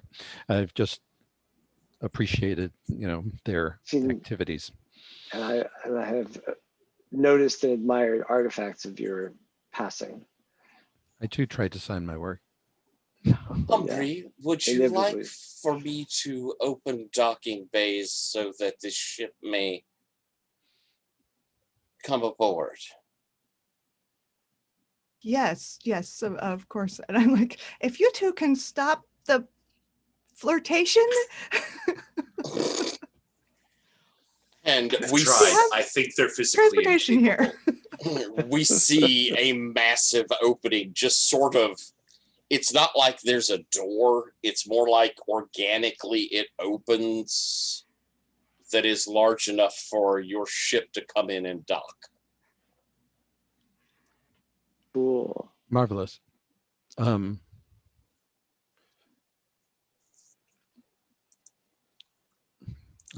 move over towards Umbria. I appear near you.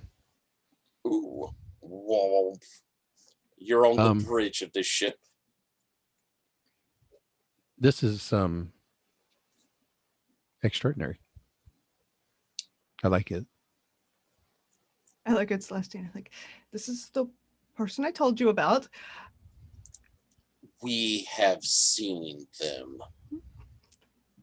Oh, hi. I didn't know you were Ascension. Excuse me. I am Celestine. Red. Is this ship talking now? Is it? Now, this is the teacher that has the ship. Okay, well. It doesn't matter. Can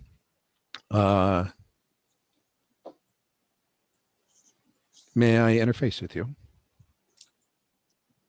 I am told that we are to rescue the Moonicorn. That is your mission? Yes, the Moonicorn is important. That The is Moonicorn very is being true. attacked by the this is no longer a red versus blue fight. There is a third party that must be dealt with. And the Moonicorn is, since the Moonicorn is being attempted to be killed by that party, it stands to reason that the Moonicorn is important and needs to be protected. Jocasta, you, Kim, we can all converge here at the bridge. As Celestine goes, Umbri, you bring strange companions. Yes. However, I am committed to this mission. Thank you. The ship, it can I offer an handle interface. traveling through time. It is her nature. I offer an interface. You can just talk to her, you know. Oh, You don't need to plug in. well, as you move over to the console, you feel the connection. It's a Wi-Fi-ish elementy, organic it's event. well, no, yeah, I mean, I am somewhat organic. Mm-hmm. Oh, good. Here, follow this thread.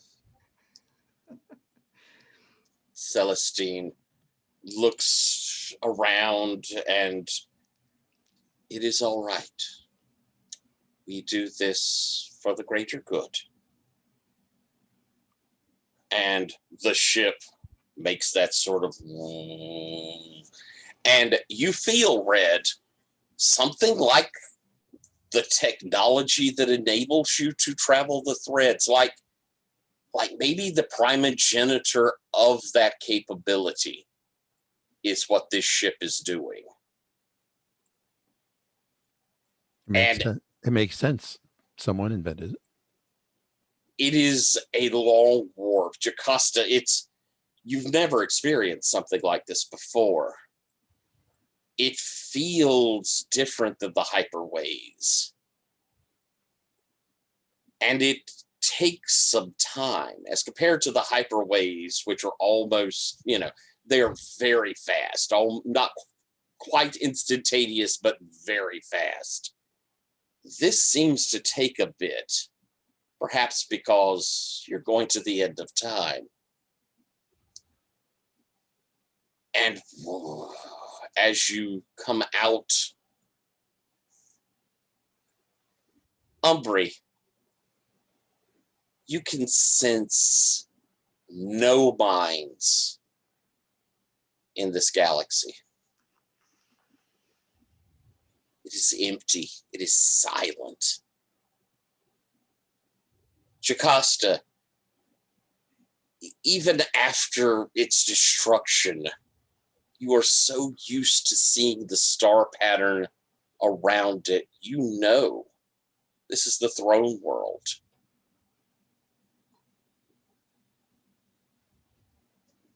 Kim and Red, I think we might can assume the two of you have done some strange moving through space. But here at this point, this is that like entropic end. Yes. There is nothing moving beyond it. Can't go past this moment or this. The singularity. The past here, singular, past yeah. this is the singularity. No one's ever come this far down thread or anywhere like it. Shenema, you have brought this aspect of that star here, but The sparkliest. being ripped down, you could, is that massive thing ripping down towards you. And then you sense your dance partner.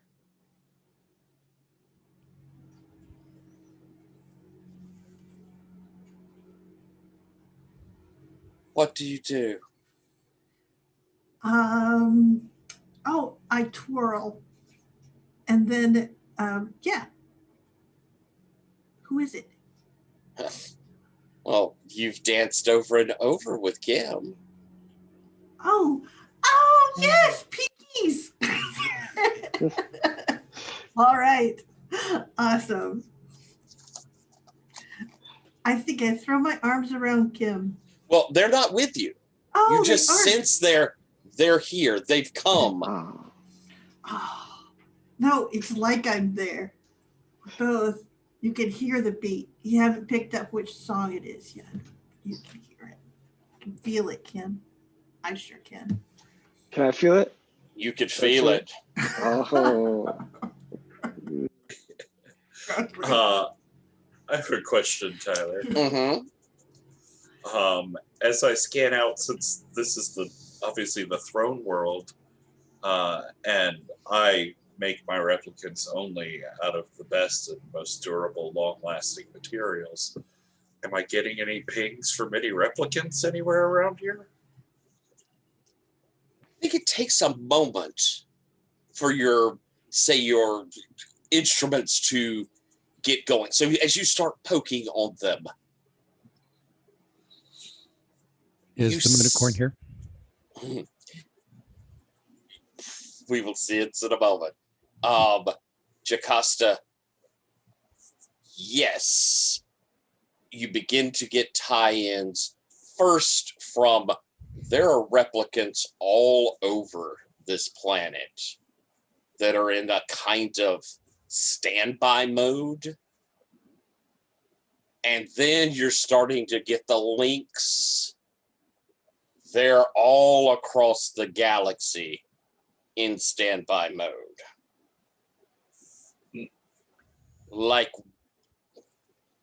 Like they've been used and discarded.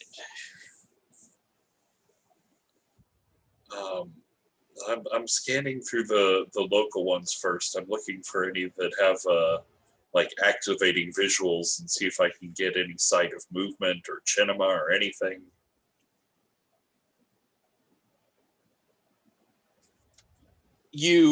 Let's have you roll do something dangerous. Dangerous. Mm-hmm.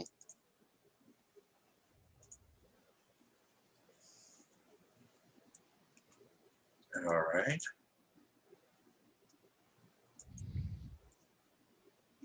That's a 7. Well, you activate a replicant, one that is known and dear to you because it's one that serves in Magnificence Da's dining hall. You've often had time to pop in when you needed to, just check things out, sort of thing. And as you look through its eyes, you can tell that it is in long disrepair. But you see the throne room. you see the desiccated and overwhelmed with wires and tubes Magnificent Star on the throne. And you see Chinema dancing to a beat that you do not hear. And you also see massive tentacles of metal reaching down, coming at her as a replicant that you are not in control of recognizes that you have come into the room and directs its attention. Creator, we said we would destroy you last. I think I activate this ancient replicant's control systems. Chinema, can you hear me? Let's see. Sure, I think she will turn around. She can't tell which one is talking, but she'll do the whole dance floor thing of inviting someone onto the dance floor to come and dance with her. Brandon, were you wanting to do something? Yes. Can I tell the thing that is menacing Tinema? Yes, I was going to come to. There is a very powerful weapon planet side there, near where we're started to center in on the Moonicorn. And I think as I've started to, I've gotten this connection locked in, I'll start bringing up a screen of the replicant I'm looking through, and as I start finding more and more in the area, turning on more screens so that y'all can see the visual too. I will go to attack it. Excellent. All right. I'm going to tear it apart with my hands. Ooh. All right. Sounds like you streak to destroy. Yes.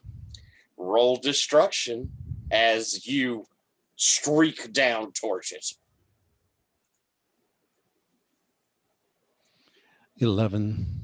Oh, fantastic. So you get to choose 3. It doesn't take very long. Okay. Nothing of value is damaged. All right. And I really don't care about the amount of noise or fixing it.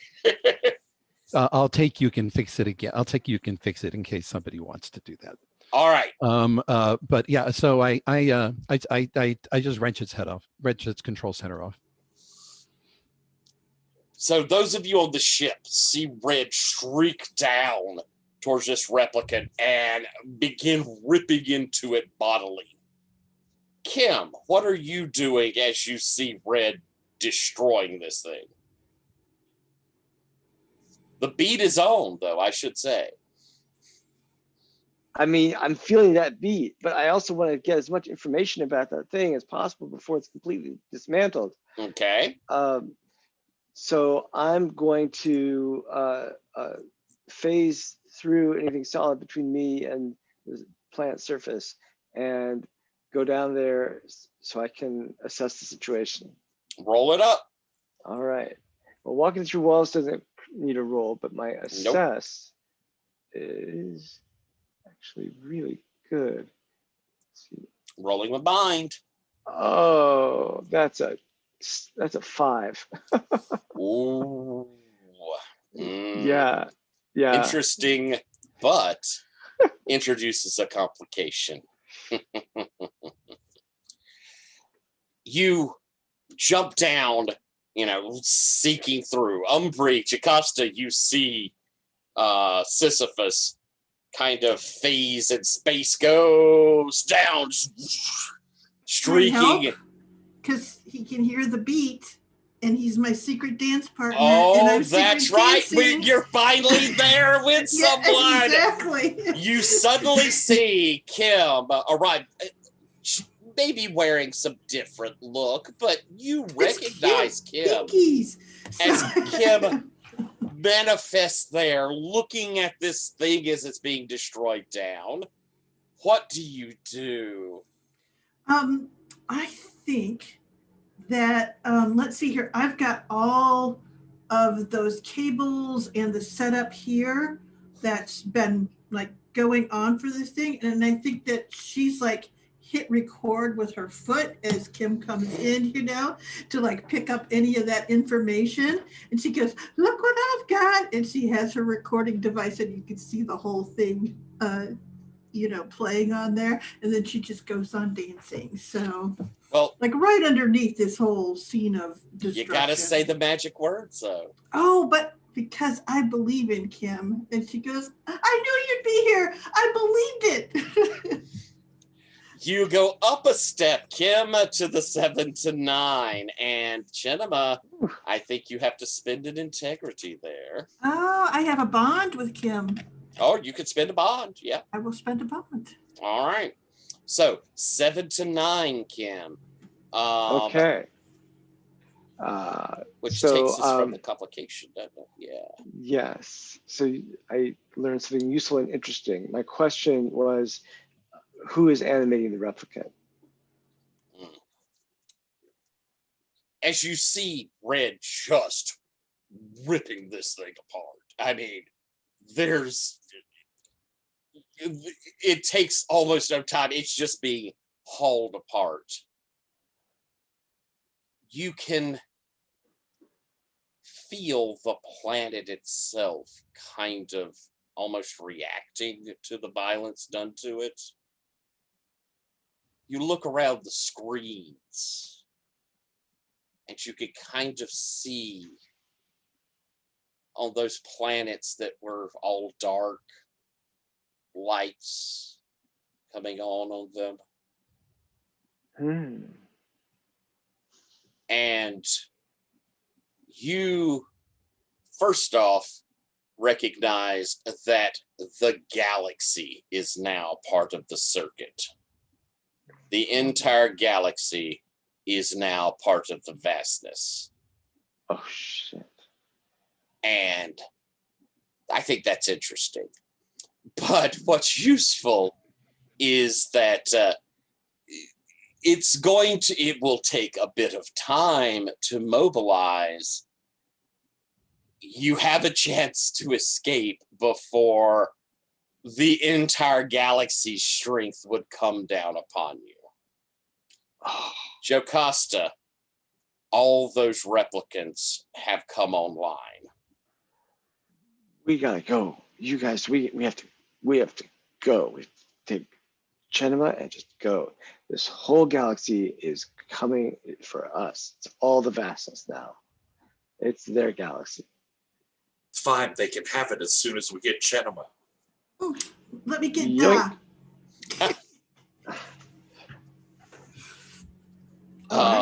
What you're getting this timeline's Da? That's okay. Can I do that? He got here the old-fashioned way. Serially. As you reach, But I'm also dancing. right. Yeah, we're still dancing, so we gotta. Umbri, up on the ship control, the bridge. Celestine looks at you. We are being observed. Our means of escape is narrowing. I will call Kim. Kim's on the surface. Say, we need to get out of here right now. I'm trying to get Chenema, and she keeps wanting to get Da. So, and Da is kind of plugged into his chair here. So it's Magnificent Da, you are a part of there is no essence still left in that body. What is it you say to Moonicorn to make them leave?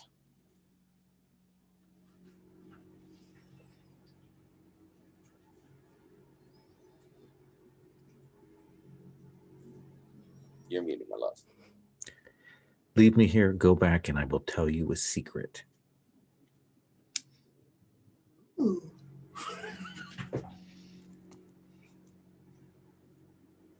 All right, but just this once. Just this once.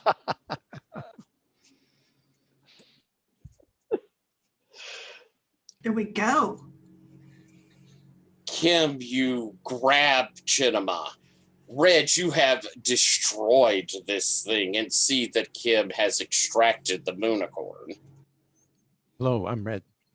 Evidently, we need to go. Yes. Process. The three of you shriek back to the ship as Celestine says, Umbri, the threads to return have narrowed. You must take us back. And she will grab your hand. Did you feel the teacher within you kind of rising up? The two of them and you can see the timelines, but you can see them being like ripped away to where this is becoming this cul-de-sac, this oubliette of time.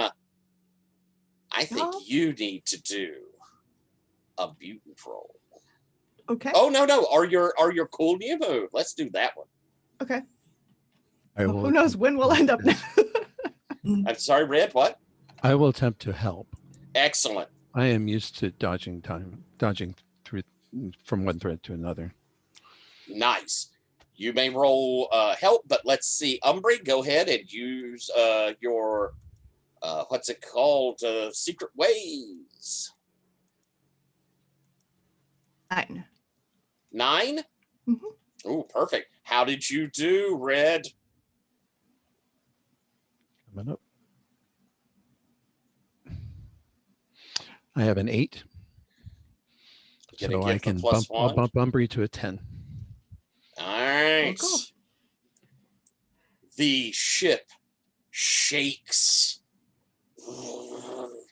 as it grabs hold of that last little bit of the line heading back. Behind you, the vastness stares, reaching, grabbing a hold of the ship as it moves away. Jocasta, in that last moment, you with your, because you're scanning across all the replicants, you receive a tiny bit of information that your system doesn't quite recognize. It's something new. It is creating replicants that already have sentience.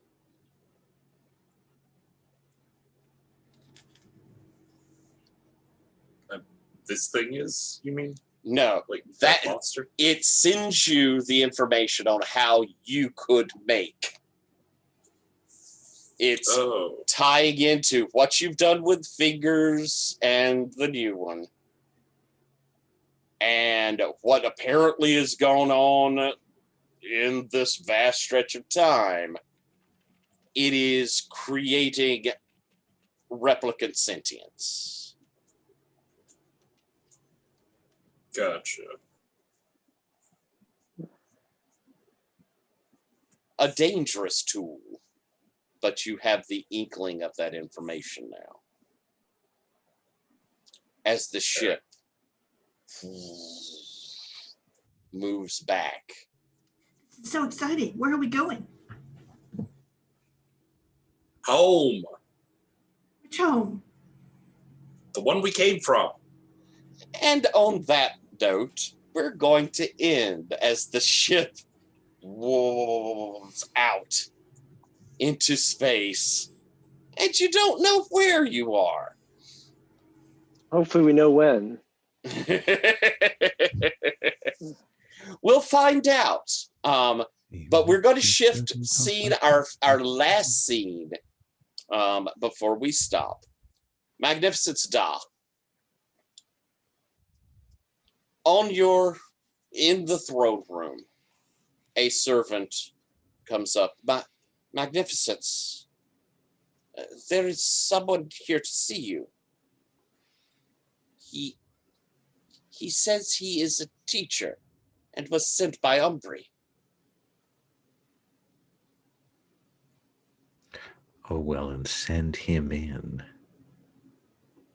The doors open and an alien, high forehead, the long white hair, steps in. Magnificence Da. Teacher? I come because Umbri has asked that I teach the humans.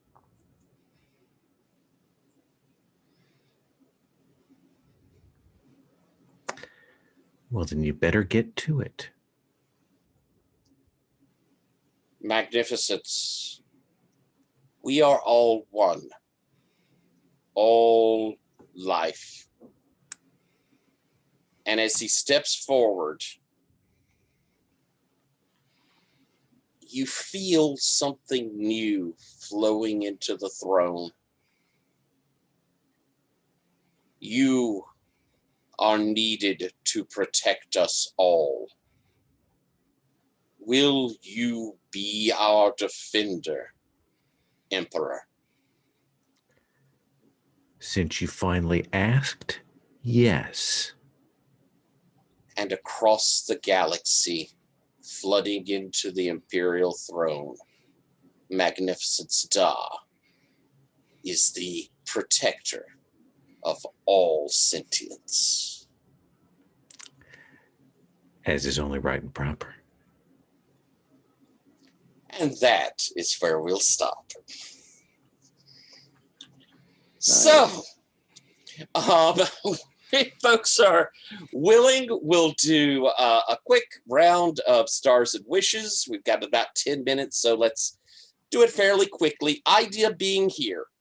Stars, of course, things you enjoyed in the game, things you enjoyed from other folks, things about the system, interesting, happy thoughts.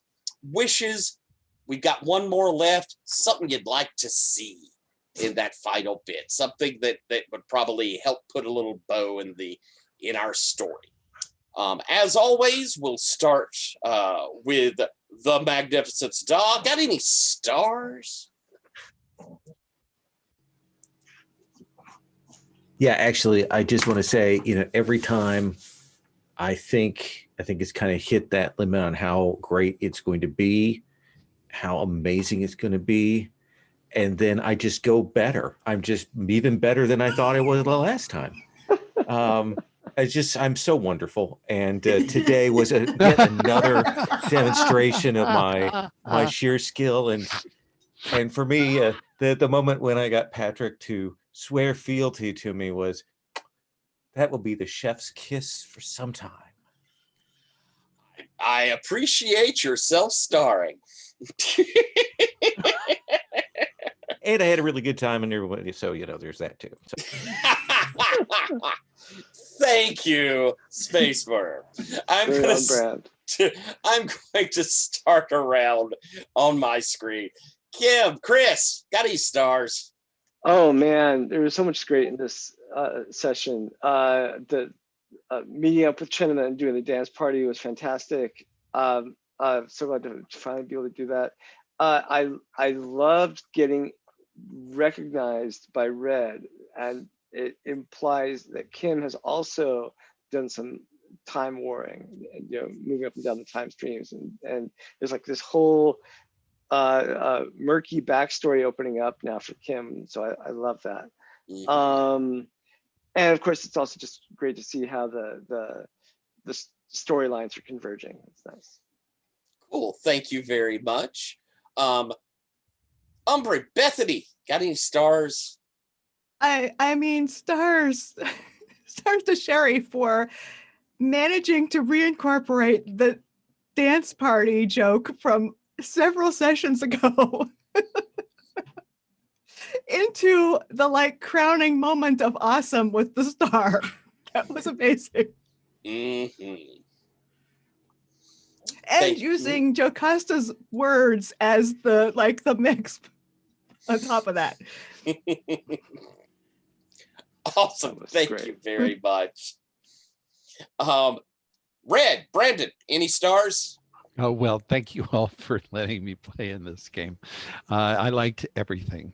I liked the situation. I loved interacting with each of you. I was so happy the way you guys engaged with the very peculiar,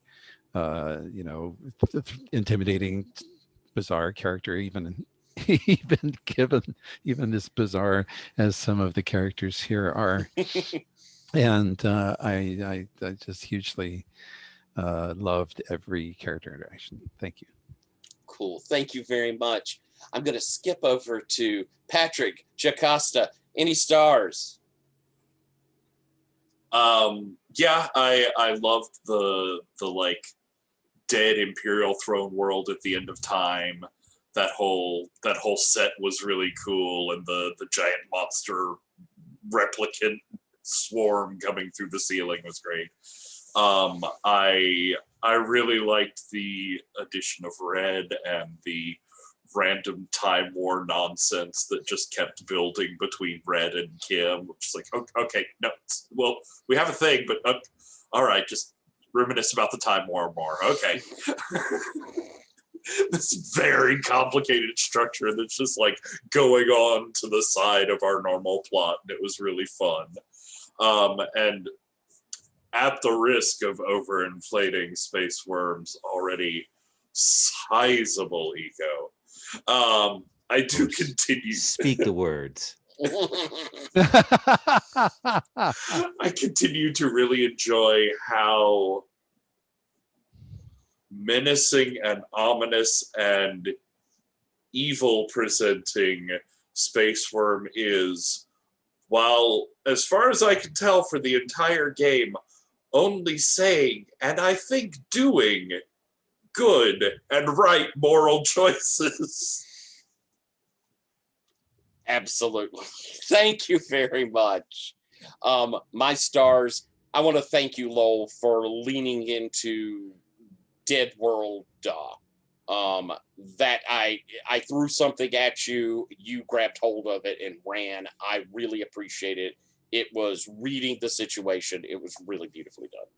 Right back at you, because I was sitting there going, I hope he throws to me. I hope he throws to me. That comes down to so much trust that we have in each other, and it was just so well done. All of you were magnificent. Brandon, I loved having Red come in. It slotted so perfectly, and you just took the character, rolled right into the story, and I loved the connections. I thought it was great. Bethany, I thought this was a really cool Umbring moment. I love the burst reaction with Red, the, oh my God, you're horrible. And then, all the way through, I liked seeing you deal with past Celestine. I thought that was neat. Chris, a delight to play with you anytime, and seeing several layers of this character coming out. I still have and I'll hit with wishes. I have hopes for things with Kim. And Patrick, I thought there was such neat stuff today. I liked your machinations, but I also kind of liked the coming together with Da as a moment. I thought that was just really nicely done. And Sherry, I stuck you off by yourself, and you took it and ran and made it magnificent. So good. So good. There's so much good material in this game. Sherry, wishes. Wishes. Well, I don't know. I got my secret dance party. So I think I just have to do the sort of, because we're coming up on How many more sessions do we have? This is the last one coming up. This is the bow. We have one session. I have to have a great scene with each of you. So you're all on the hook. Okay. That's my wish. I have enjoyed this series so much. And Brandon popped in and I went, oh, he's my counter. And it was perfect. So you found him when you lost me. He was fighting when I was dancing. I think it's working out pretty well. Yeah, good times. I do have to say, even though I'm married to him, I still every once in a while have to admit that he's a lot cooler than I even realized. And well, you did a really good job. There you are. Yeah. You were really good. Patrick, wishes. I obviously hope for a huge, exciting, dramatic climax, but specifically, I built a crazy mad science chair, and I'm going to strap someone into it and download the vastness into their brain if I have to knock them out first. Very well. I will work towards that goal. Chris, wishes.